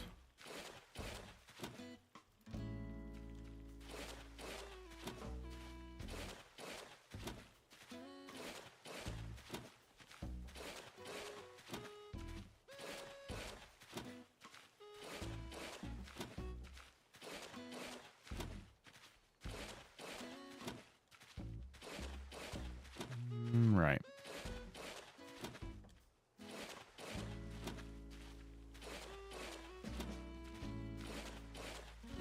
Do you guys think the next Animal Crossing game should give us tools similar to Dinkum in that, like, once you unlock them, they let you terraform faster? Or do you think it should remain kind of slow like this, like slow-paced terraforming? What do you think?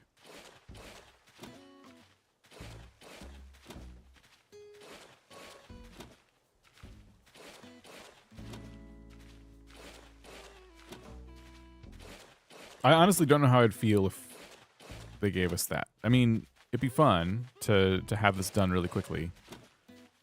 But the game is about the slow-paced lifestyle, you know what I mean? Jesse, how's it going? I'd love for it to be more efficient. It's hard to argue with having it more efficient, I suppose. They need to just... I think if they add more stuff to the game, then it allows them to do things like that. You know what I mean? If the game is supposed to be this charming life simulator that is nice and slow-paced, and that's the whole game, then, yeah, what else are you going to do? I like that it's slow. So, yeah, there's, like, that. But then if there was a ton of other stuff to get to, then you can imagine them going, okay, this is the super shovel, and it lets you, you know, destroy rivers a lot faster. Nintendo does not want us to speed run another Animal Crossing game. Oh, Timber's back. Uh-oh. I feel terrible. They're trying so hard to just enjoy their afternoon next to the river. And here I come. Oh, man. That feels bad.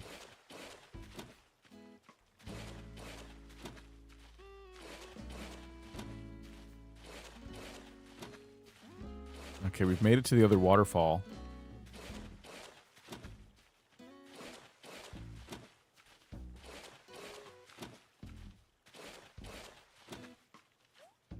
Dinkum gives us a lot of tools to move pretty quickly through these types of tasks. And I definitely don't think it hurts Dinkum. It just... There's just probably more to do, I guess. Like, there's more things to keep you distracted.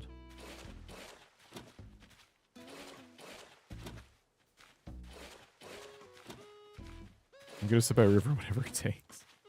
Just sit by the ocean. Why do they only sit by rivers? The ocean's not going anywhere. I can't touch the ocean. So, hang out on the beach. People like to hang out on beaches in real life. So it wouldn't be that weird if the villagers were always kind of hanging out on the beach, sitting in the sand, building little sand castles. Why don't they do that? Oh my gosh. Because you could watch a villager build a sandcastle. Maybe it takes them like an hour. They leave, you come back that day and there's a little sandcastle there. And you can choose to leave it alone, you can choose to destroy it, but no matter what you do, it's gone the next day because the tide comes in and takes it. So it's not even like a permanent blemish on your island if you don't want that, you know what I mean? You have a lot more area in Dinkum? That's true. I wonder if the islands in Animal Crossing will get larger. Or towns, or whatever they give us. The land mass, I wonder if it becomes larger in the next one. They've definitely... I think New Horizons is the biggest. You think they build sandcastles in Pocket Camp? Do they? Do they do stuff like that?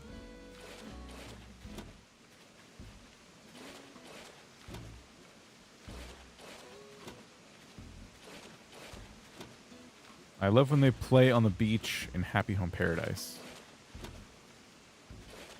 Oh, they do? Yeah. Yeah, they kick around sand and stuff. So, ooh. Okay, wait a minute. We can get points for shooting into the river if I'm quick. I'm not quick enough. Wait. I need you over a water mass. Hold on. Huh. Ugh, oh well.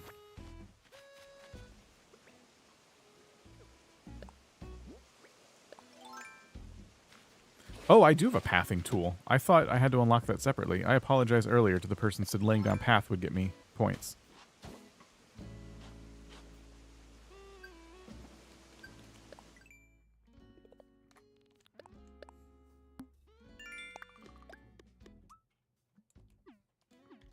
There's still not enough points, but we have that. I didn't realize. I completely forgot that it was not a third thing to unlock.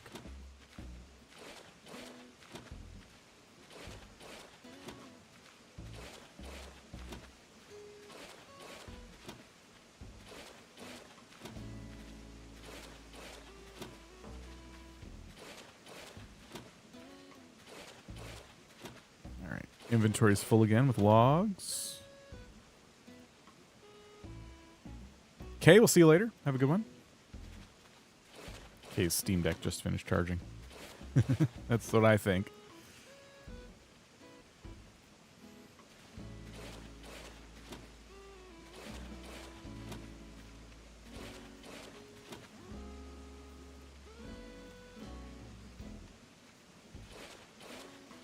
Oh, your Nintendo.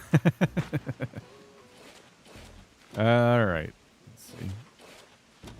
We're close, I think. We're really close to the end of the river. Yep. We're about to hit the bridge. Awesome.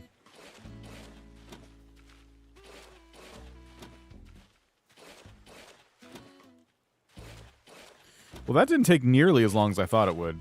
It still took a while, but that was not that bad.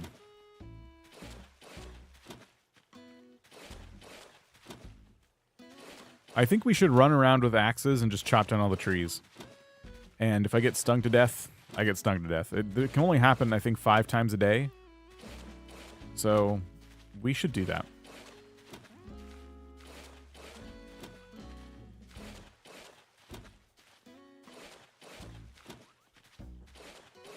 Look at that. Main river is gone. We'll jump up to the next cliff layer and we'll get rid of the waterfall and the pond and stuff. We will eventually have a river and we will have ponds. but they just need to fit, you know, the vibe.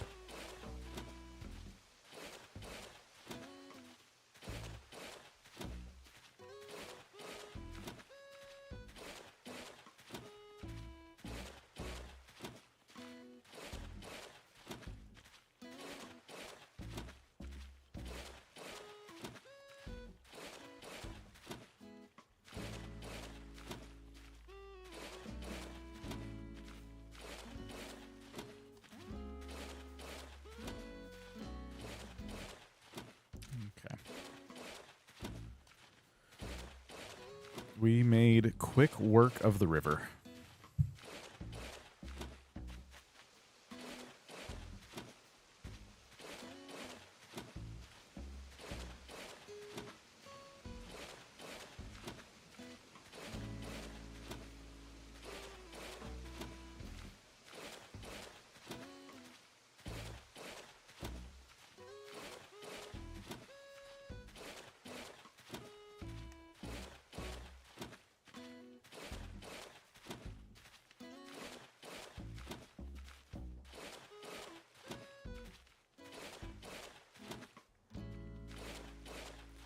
All right, last one. Boom. Okay, cool. We've removed the bridge. Won't have to worry about that. Let's climb up here and get rid of this.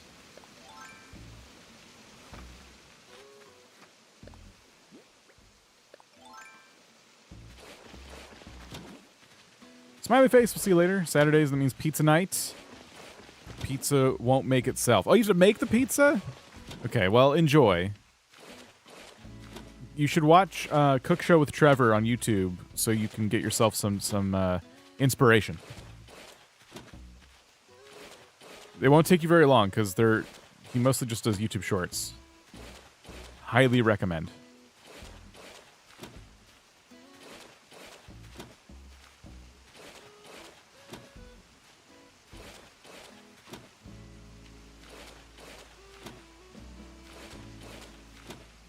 Okay.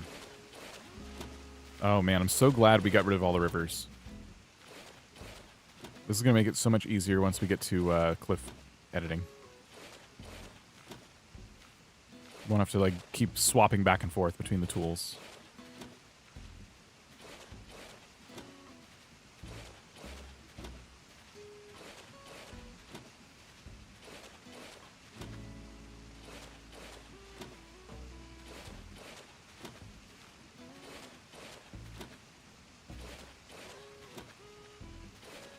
Okay.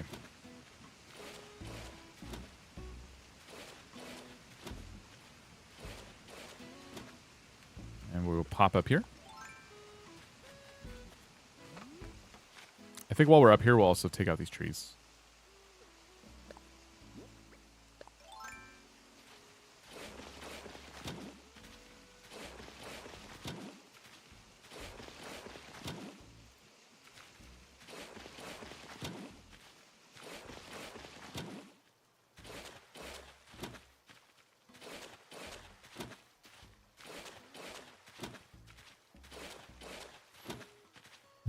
It will be a little bit frustrating to have no trees for a minute, and then if I need sticks, I don't have anything.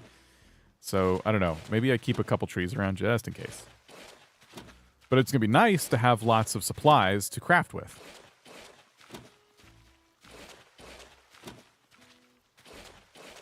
Oops. There we go. Rolled has a lighthouse sandcastle in Animal Crossing Pocket Camp. It looks like they do sit by it with a little shovel toy. Ah! Do you guys play Pocket Camp a lot? I don't touch it. I got it when it first came out. I was instantly disappointed. I played it for like a little bit. I tried really hard because it had been such a drought for a new Animal Crossing game by that point that I'm like, well, okay, if they're doing a mobile game, I'll check it out. But it was just not. It was just to me, it was a gacha game, and I didn't have as much fun. But there's some cool stuff they have in that game. And, yeah. You know, if you could play it horizontally with a controller, it might be a little bit easier for me to get on board. No, I go and do some tasks and then doze off.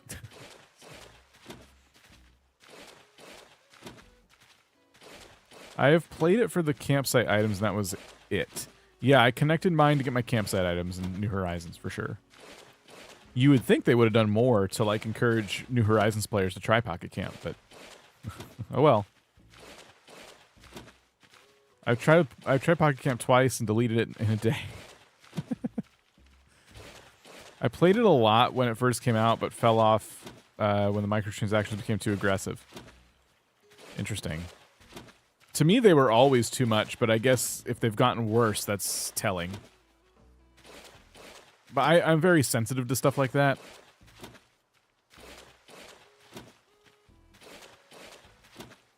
It has to be done the right way, in my opinion, like Palia.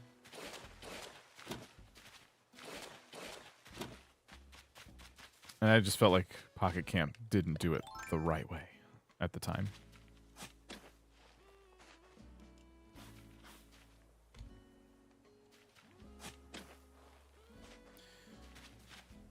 All right, we'll take away all the flowers. Do I have room? Oh, yeah. I'm embarrassed to say Pocket Camp was my first Animal Crossing game. Oh, no, that's, I mean, heavily advertised and stuff on app stores. Everyone has a phone. You know, I wouldn't be embarrassed. I agree with Henry. It's cute at first, and then it's like, I'm not paying for this. Yeah, I guess one thing I fear, I don't know how much this happened. I think because of how much press this game was getting during the pandemic, it probably wasn't a big deal. But let's just say there was no pandemic. Would New Horizons been nearly as popular? Probably not. But when it came out, would people who played only Pocket Camp have been like, oh, that's one of those like gotcha games, I'm not touching that. So it would have like been a double blow like to its popularity. Maybe. I have no idea. But if your first and only experience in Animal Crossing was, oh, that's that game that just sells items to you for real money, you might feel a certain way about one coming out for Nintendo. I can't believe I so much enjoyed watching a live stream about de-streaming. Wow. Thanks for that.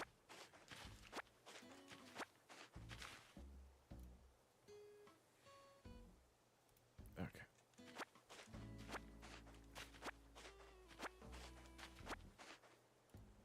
We're gonna have a lot of crafting supplies.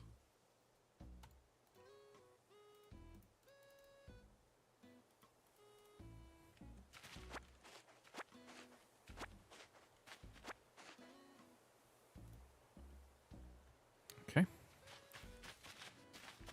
that all the weeds? No.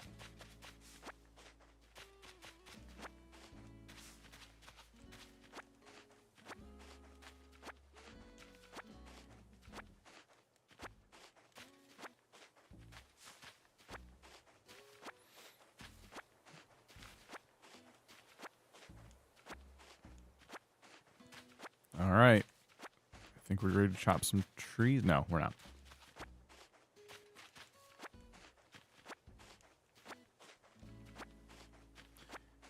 I'm pretty sure there will be cliffs in Lumbridge, by the way. We're starting with none, but there are a couple of areas on the map that are like higher terrain.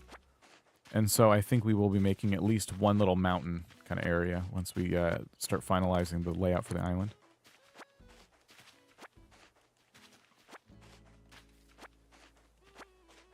Been on Pocket Camp for 7 years. You must have a lot of stuff.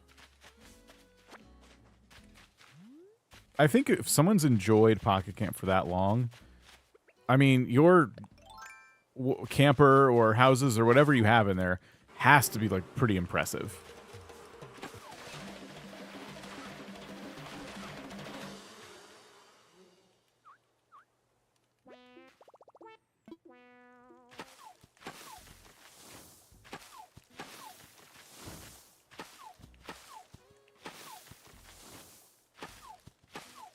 I miss in the GameCube game, as you used your axe, it was the only tool that broke.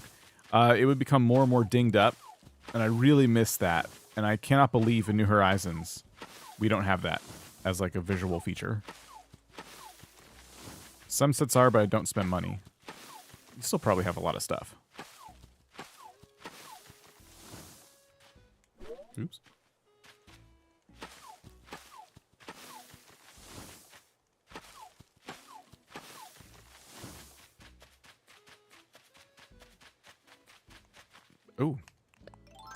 New bug. Okay, I think I screwed that one up.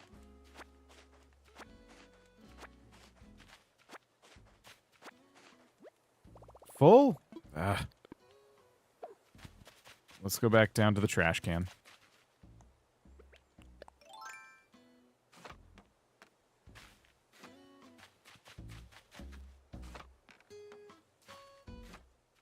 At least it's easy to get there now.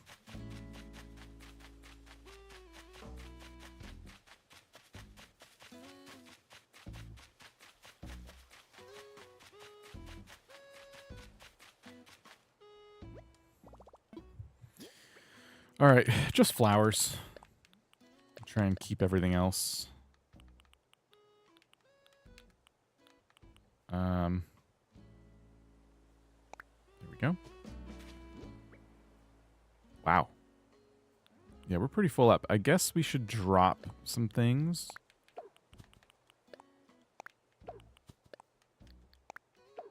Full stacks of weeds. Random items.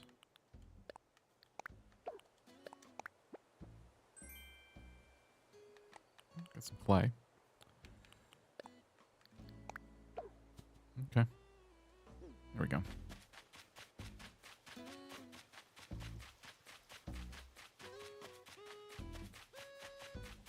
Personally didn't like Pocket Camp, but played it. I played it for a day.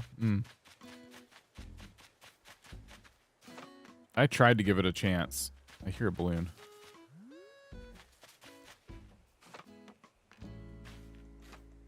And I see a bug that I want.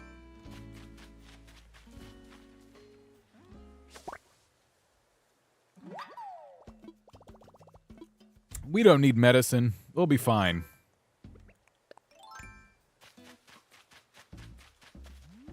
Oh, it's up there.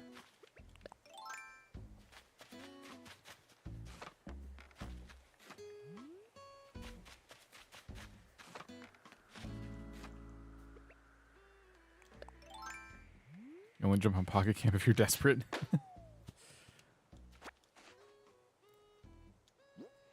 That's how you know you like Animal Crossing. Underwater wall. Oh. Cool. I didn't realize there were recipes to get right now. That's cool.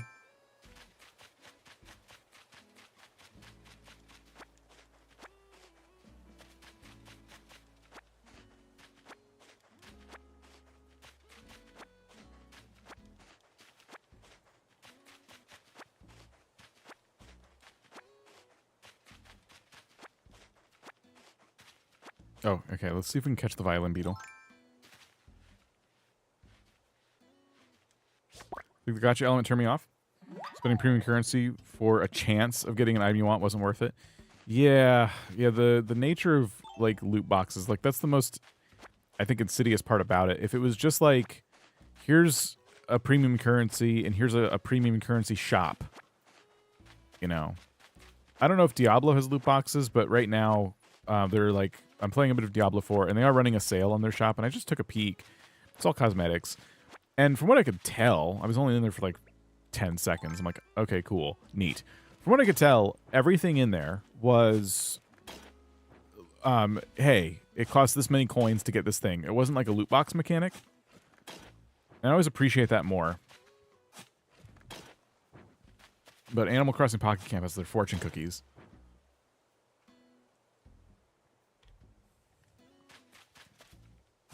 And so it's just, yeah, the RNG element is really like, you know, hey, listen, I'm willing to give you money because I want the Ferris wheel or whatever. Just take my money and give me a Ferris wheel.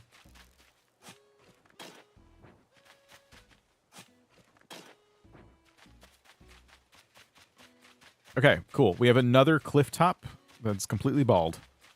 It'll be a lot easier to flatten this now.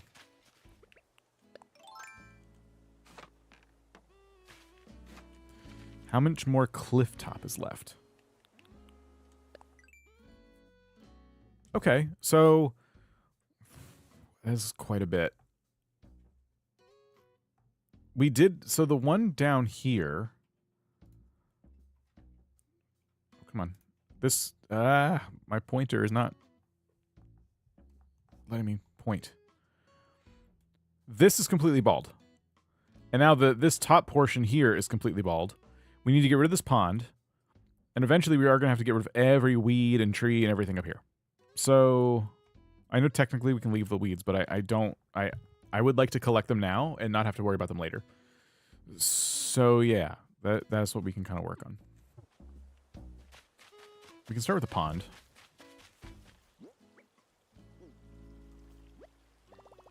You got the nice branch recipe. Congrats. That wasn't the button I was looking for. It's fine. Congrats.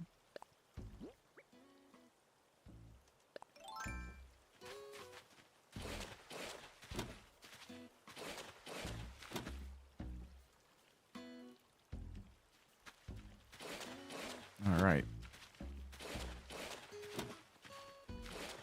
I think after the whole Star Wars Battlefront loot box fiasco, games aren't doing it as much, but honestly, I don't know. It's a good question. Yeah, I think these corporations are learning that people are just kind of tired of being taken advantage of like that, but they'll always try something. They're always going to try something. And I think as consumers, it's important to vote with our wallets and give money for systems that we believe in and bring us legitimate joy. Because we all understand that games cost money to make, especially if they're online, there's servers to maintain, there's staff constantly adding things to it, they got to be paid, blah, blah, blah, blah, blah. We all get it. But for too long, we've been taken advantage of. And so it's nice to see so much like conversation about it lately, especially. And it's been really, really cool to see how much room has opened up for indie developers to come in and just make awesome stuff. And you just pay for it once and it's just yours to keep. And here's an excellent game that was made. And taking time away from these big AAA kind of games that are trying to take a bunch of money from you allows you a lot of time to go in and just play really cool stuff made by smaller teams. When I see a new bug, I am trying to catch it just to get the points.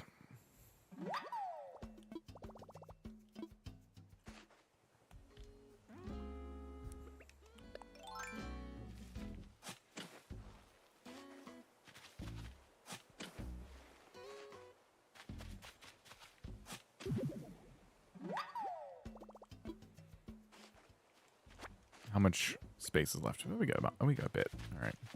Okay, let's go after the flowers next.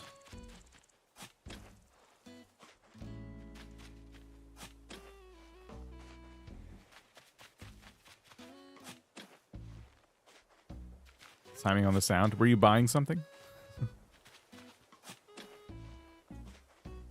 Okay, so grab all these.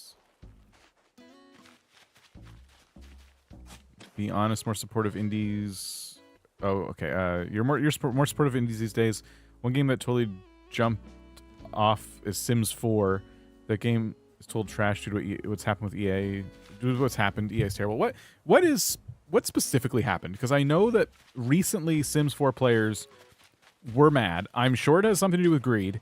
I just haven't been following at all. I know we're close to the end of the Sims 4 lifespan, so it's kind of surprising that some drama would happen now. They might just be trying to squeeze the last dollars out of it, I suppose. But yeah, I'm kind of sitting there thinking like, what are you doing? Just focus on Sims 5 and let this game ride off into the sunset with a proud legacy. Usually sell the fossils. I guess they were currently fossil. I was going to be a rim shot, but I once again hit the wrong button and you get a fart noise. They keep adding more kits, etc. that are broke. They're glitched. What? How long have they been adding items to The Sims?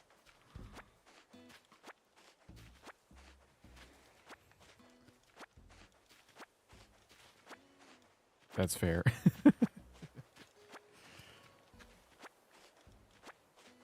Sims 4 shopping cart icon. Sims 4 shopping cart icon.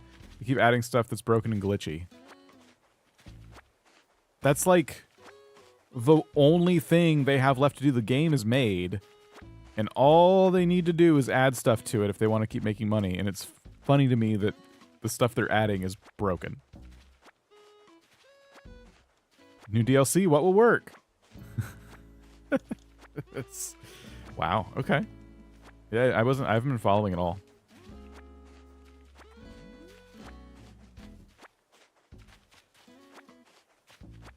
I guess I shouldn't laugh too much because people who spend money with The Sims trust them, right? They've been giving EA their money for The Sims stuff for a long time.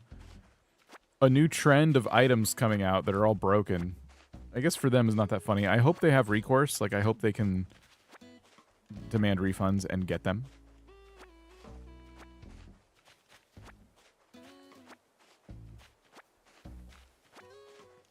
It's a shame.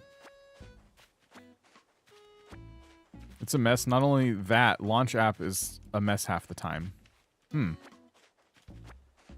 Like it's just full of ads, or it won't launch the game, or both. The fart caught me so off guard. You always have to watch out around here for rogue fart noises. It will happen.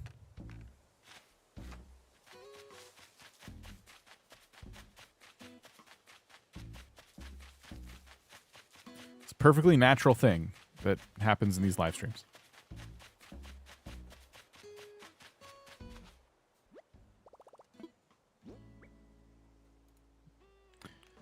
Okay, tossing more flowers in the trash.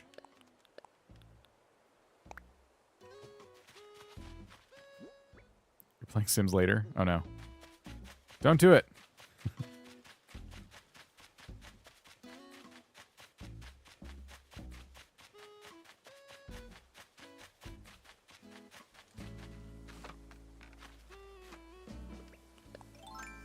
I hear another balloon.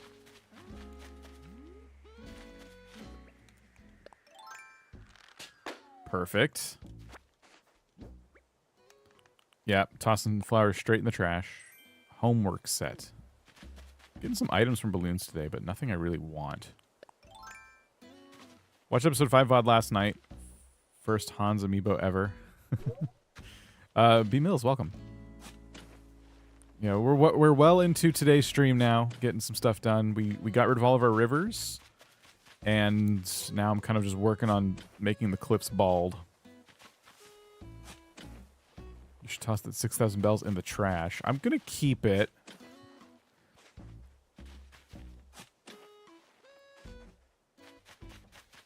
No judgment, though. If you guys like tossing bells in the trash, I get it.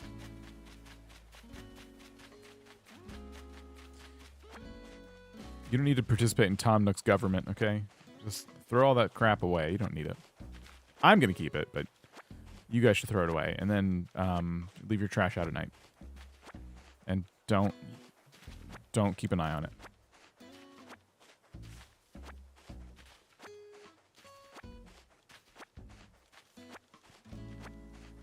Do you think that's why Tom Nook's a raccoon? You get so mad at him, you throw away your bells because you don't want to participate. And he knows you're going to, and then he digs through your trash at night.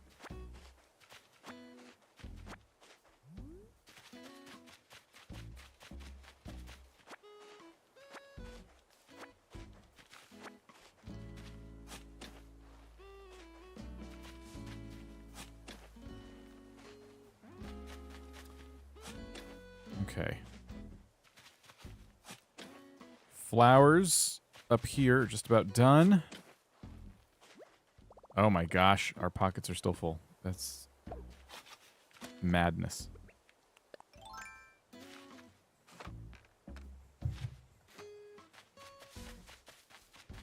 Other thing now added, sort of battle pass system where items giving out are just recolored. It's gross.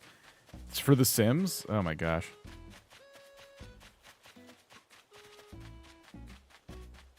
That is a bit egregious when you consider how many item variations they've added to, like, just furniture in the base game.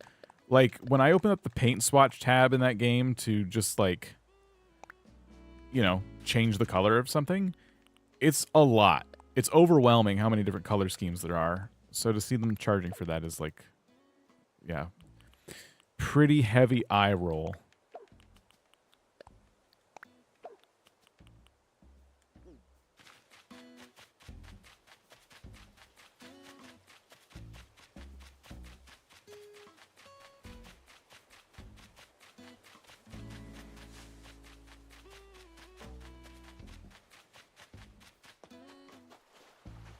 gonna put some bugs here on the beach. What? I thought this was gonna be a large cage.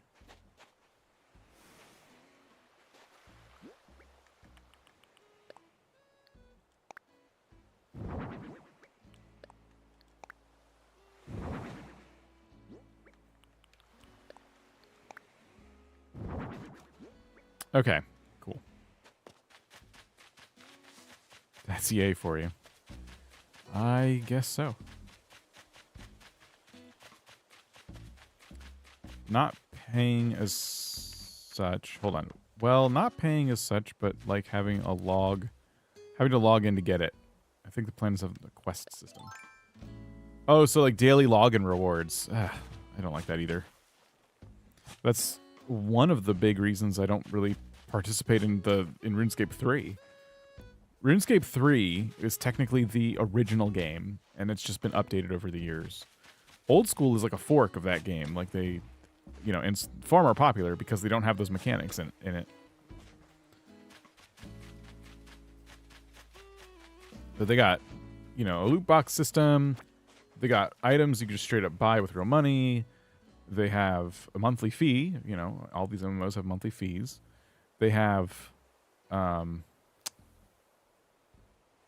we were just talking about, daily login, kind of like rewards and stuff. And then on top of all of those monetization mechanics, they have regular events that they want you to, you know, buy into as well. So, like, in every single way you can monetize a game, that's how RuneScape 3 has monetized itself. And they've burned the audience so much, and it's caused so many people to move to Old School, that now Old School is getting so popular that people are starting to worry, will eventually that game also need to have microtransactions? Because the microtransactions in RuneScape 3 help support the development of Old School and RuneScape 3. But if suddenly nobody plays RuneScape 3, what happens? So that's a legitimate fear in the community.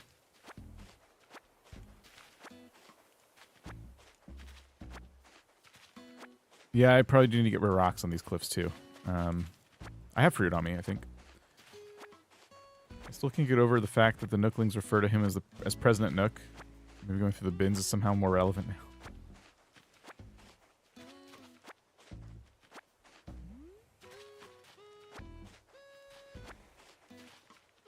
I'm probably not going to remove the rocks just yet because they're just going to pop right back up.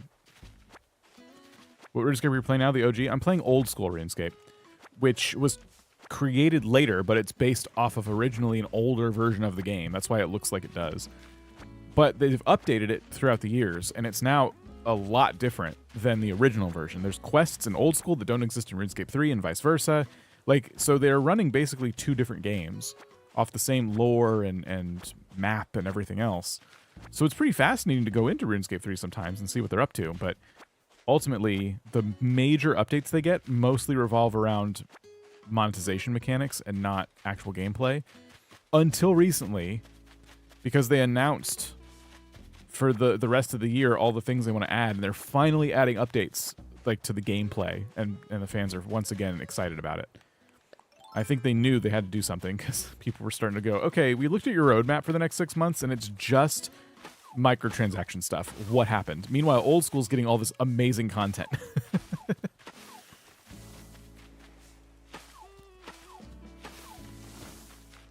Yeah, it's I think the death sentence for a lot of these games is when they get bought by a mega corporation.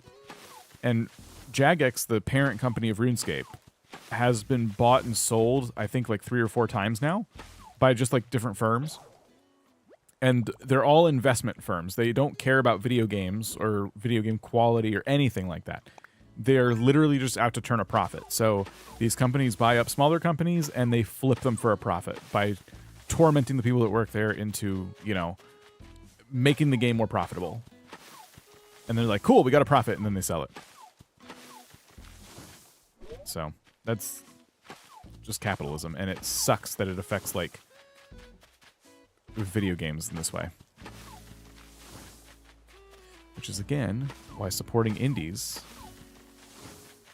It's so awesome. Also, for those of you out there who are interested in games like RuneScape, one of the original creators of RuneScape is making a new MMO right now, and it's supposed to come out sometime this year. I got to look it up on Steam again. I have it on my wish list. I'm excited to play it. I don't really have space in my life for a new MMO, but it's from one of the original, Andrew Gower, one of the original founders of RuneScape. I'm going to have to check it out. It's Bright Shores or something like that. I'll have to look it up. I'll look it up now. Brighter Shores, I think. Let me just double check. I'll even link it. Let me just open Steam. Store. Brighter Shores. It's listed as free, so that must mean it's going to have like a monthly fee or something. Q3 of 2024. Copy page URL, paste. Found it. There it is. So you'll notice right away it looks similar to RuneScape 3. And what's really cool about it is that he's saying a lot of the right stuff. For example, RuneScape has, and MMOs in general, have a major botting problem. People use programs to do and automate a lot of the tasks, which is not against the rules, obviously, because it affects the in-game economy and all that stuff.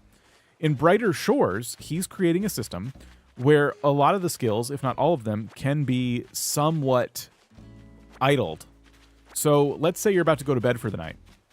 Instead of trying to rig up your computer with some contraption so it like auto-clicks your mouse overnight or something, he made it so that for a certain amount of hours, the game will like play itself. Like you can tell your character, hey, I'm going to bed, you go mine rocks all night. And it'll go do that. And the reason he did it in an interview, he's like, people are going to do that anyway. Like I can add any protections I want, but people are still going to find ways to cheat. So what if you just made it a feature of the game? And this is smart, I think. There's also, like, Jagex bought them, but there's a game called Melver Idle. It's like RuneScape, but with no graphics. It's literally just, you know, you just idly have it do skills. So your character goes and chops trees, and then you check it like 12 hours later if you collected a bunch of logs and whatever. Jagex owns this game. It's very popular. It's pretty cool. Melver Idle. You can play it on mobile. You can play it on Steam. It's free. So this is kind of like taking that feature from Melver Idle and adding it to a game like RuneScape, you know, which is cool. And I think that was smart. And that's just like one very positive thing that he's doing. I love when game makers think of the player more than profit. I feel like that ends up making more money anyway. Yep. I completely agree. I think there's a lot to be said for just, hey, like, what would make this convenient and fun for the players? And worry about the money-making aspect later, because, yeah, if people like it, they will play it, and they will give you money. Super interesting what you're saying about the gaming industry. Super sad. I hope Palia doesn't go that way. I am concerned for Palia's future in that they've already, like, with the back-to-back month-after-month layoffs they've done, they've already proven that they need to make more money. And so the question is, how will they do it? And the first big change we've seen now is that they've added items to their shop that are not just clothing. They're adding new pets that you can buy. They're adding tool skins. So they have some of those now. So we're seeing new things, and that's a good first step, because sometimes people don't dress up a lot in games. I don't dress up a lot in games. I kind of find an outfit I like, and I wear it forever. So it's like it's doubly not making money because you're having to run these servers, and people will only purchase things like once ever. The game is free.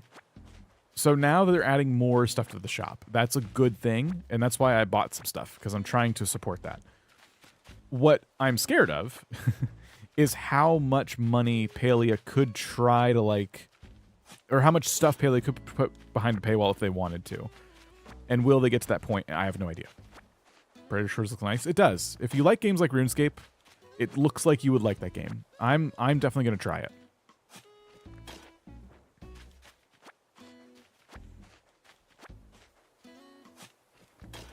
I don't think it'll kill RuneScape, though. I think RuneScape has too much going for it. Too many legacy players. It runs on mobile. That's huge. But I do think it's a nice, like, alternative kind of experience.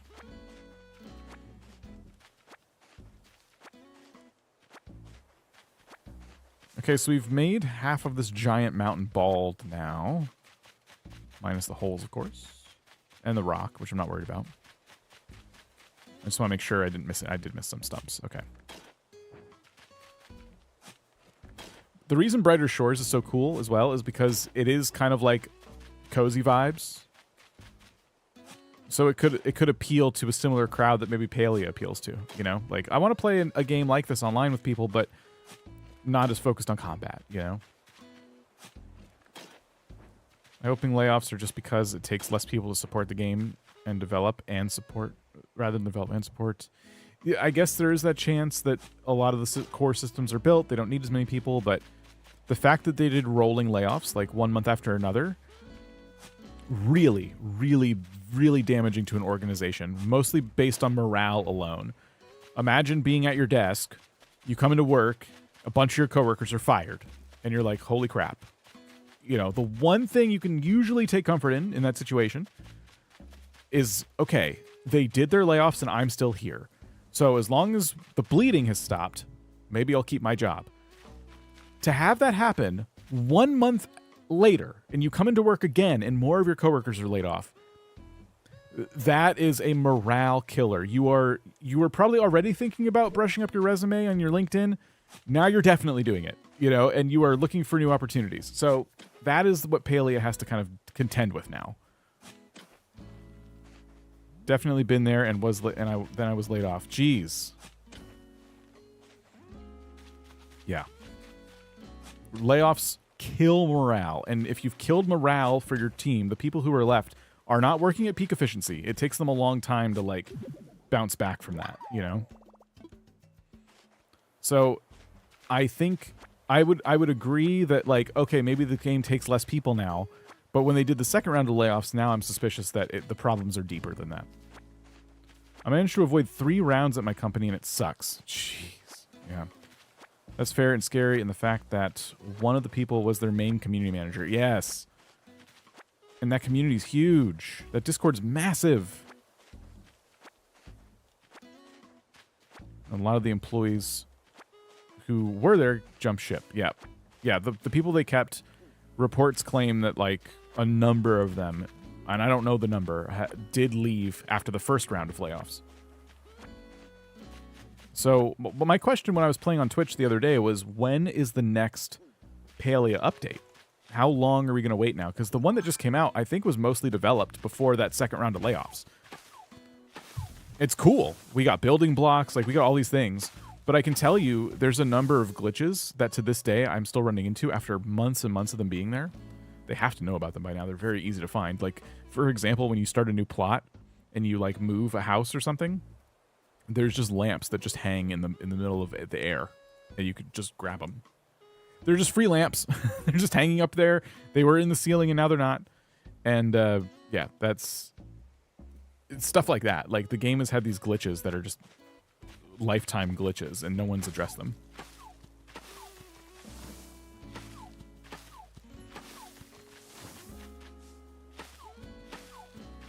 They've been doing 1 a month, plus Switch players are still crashing. Are Switch players still dealing with, like, lag and stuff? Oh, geez.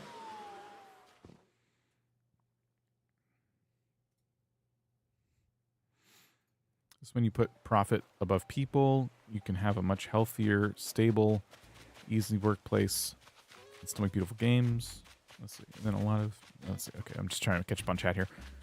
Happened in a local brick-and-mortar fast fashion store. The workers walked off the job because there were multiple layoffs in the region. Yeah, it's... Sometimes, you know, not sometimes, all times, if you are working for a business right now, like, just my advice is just make sure you watch out for you first and foremost, you know? It's really easy, like, once you start to work at a place for a while and you've built relationships with coworkers and stuff, it's easy to fall into this mindset of, I should stick around even though I'm miserable because this place needs me. And even if that's true, that's not your problem, you know? Because when push comes to shove, they're not going to be loyal to you at the end of the day. I do hope that changes, though. I hope as time goes on and this keeps happening, things change and you know, we can find a more sustainable way for businesses and the people who work in them to coexist.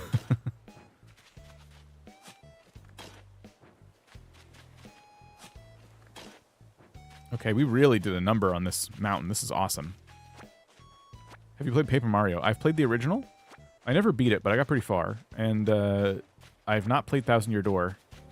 I thought about getting it at some point, though. Studs, we'll see you later.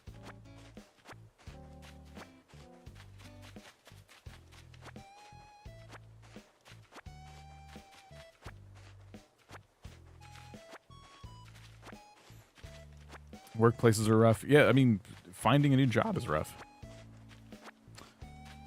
Speaking of corporate greed, back to deforesting the island. Yes. Who am I to sit on my high horse about corporations? As I just completely ravage this island for my own personal projects, thinking of nobody but myself.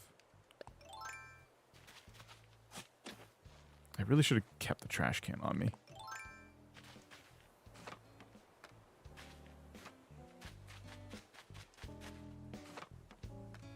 The good news is once we unlock the cliff editing tool, we're going to be like ready to go. It's great.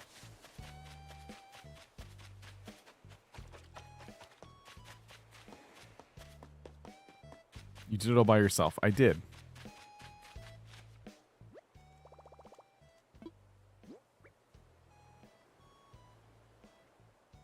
Unions indeed, yeah.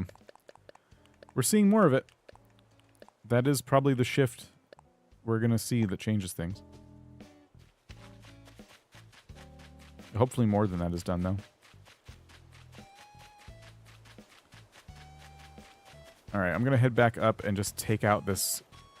Just to finish off this big cliff section, I'm going to take out the top of this island here.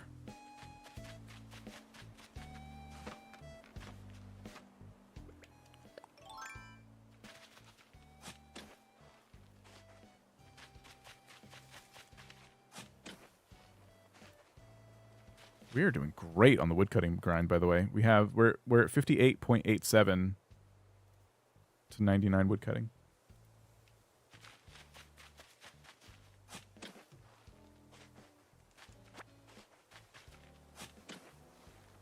That's a percentage, by the way. I don't think I said percent. 58.87%.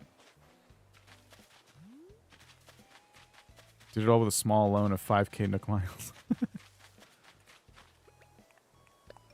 I don't know if this axe is going to survive many more chops. Maybe.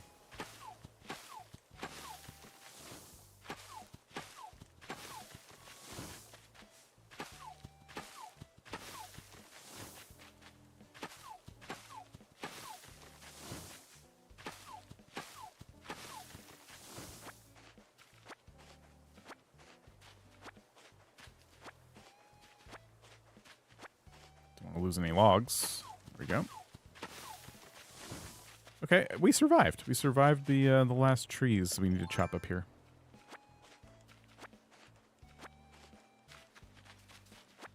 Should axe your axe on their durability? Huh? To fire my axe? I wish you can customize the axes so you could just replenish them.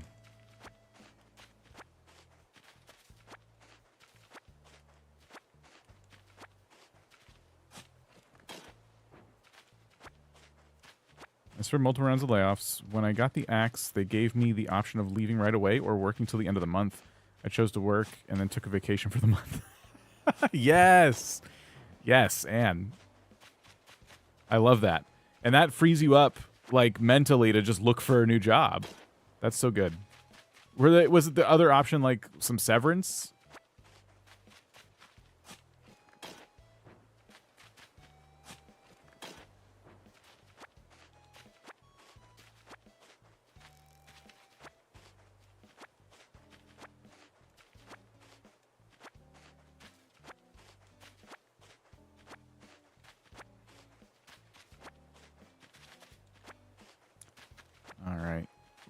Weeds gone, get the stumps gone. Oh, maybe that's our crafting villager down there. I forgot there was a house back here. I was trying to find them earlier. All right, cool. Our cliffs are bald and ready to be flattened. Excellent. I cannot wait till this whole island is flat. This is going to be so fun. I got Severance too, but Vacation was use it or lose it, so I used it. Good call. What a power move.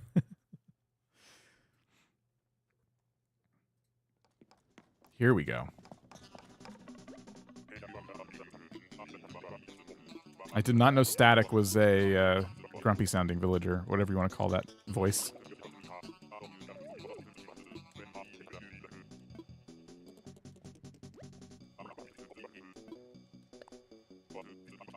Bonfire. That's like one of the first recipes you get. Cranky, thank you.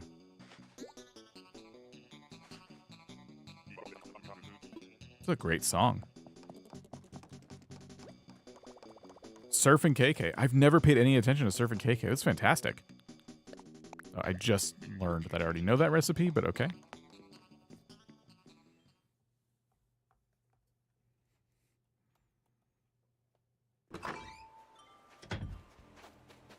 Oh, and there's our other recipe.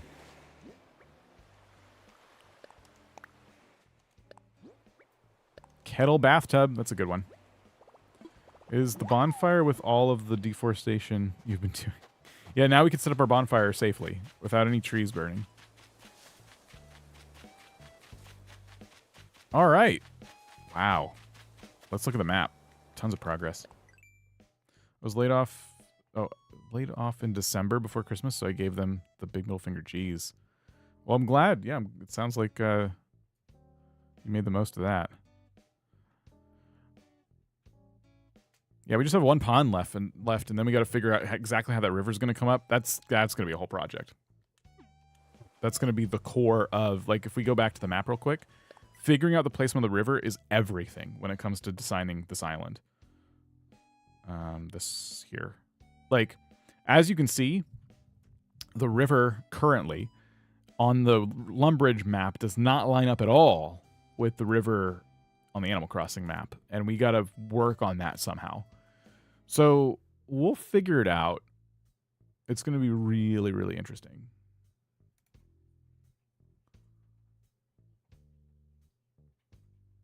Yeah, there's a lot to figure out here. We might go no river. I don't know. It needs something, I think.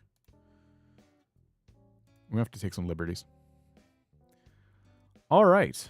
Well, I'm going to call it there because it's been hours and hours, and I need a break. So, thank you all for hanging out. It was fun, once again. I don't know if we're streaming tomorrow or not, but I do appreciate you guys hanging out today. That's it. That's all I got for you. We'll do a Wednesday members-only stream on first Wednesday of the month, and that's coming up. That's this week. So, be on the lookout for that. If you're a member, be sure you connected your Discord and your YouTube so you can jump into our members section of the Discord. And we'll see you guys later. Have a good rest of your day, and goodbye.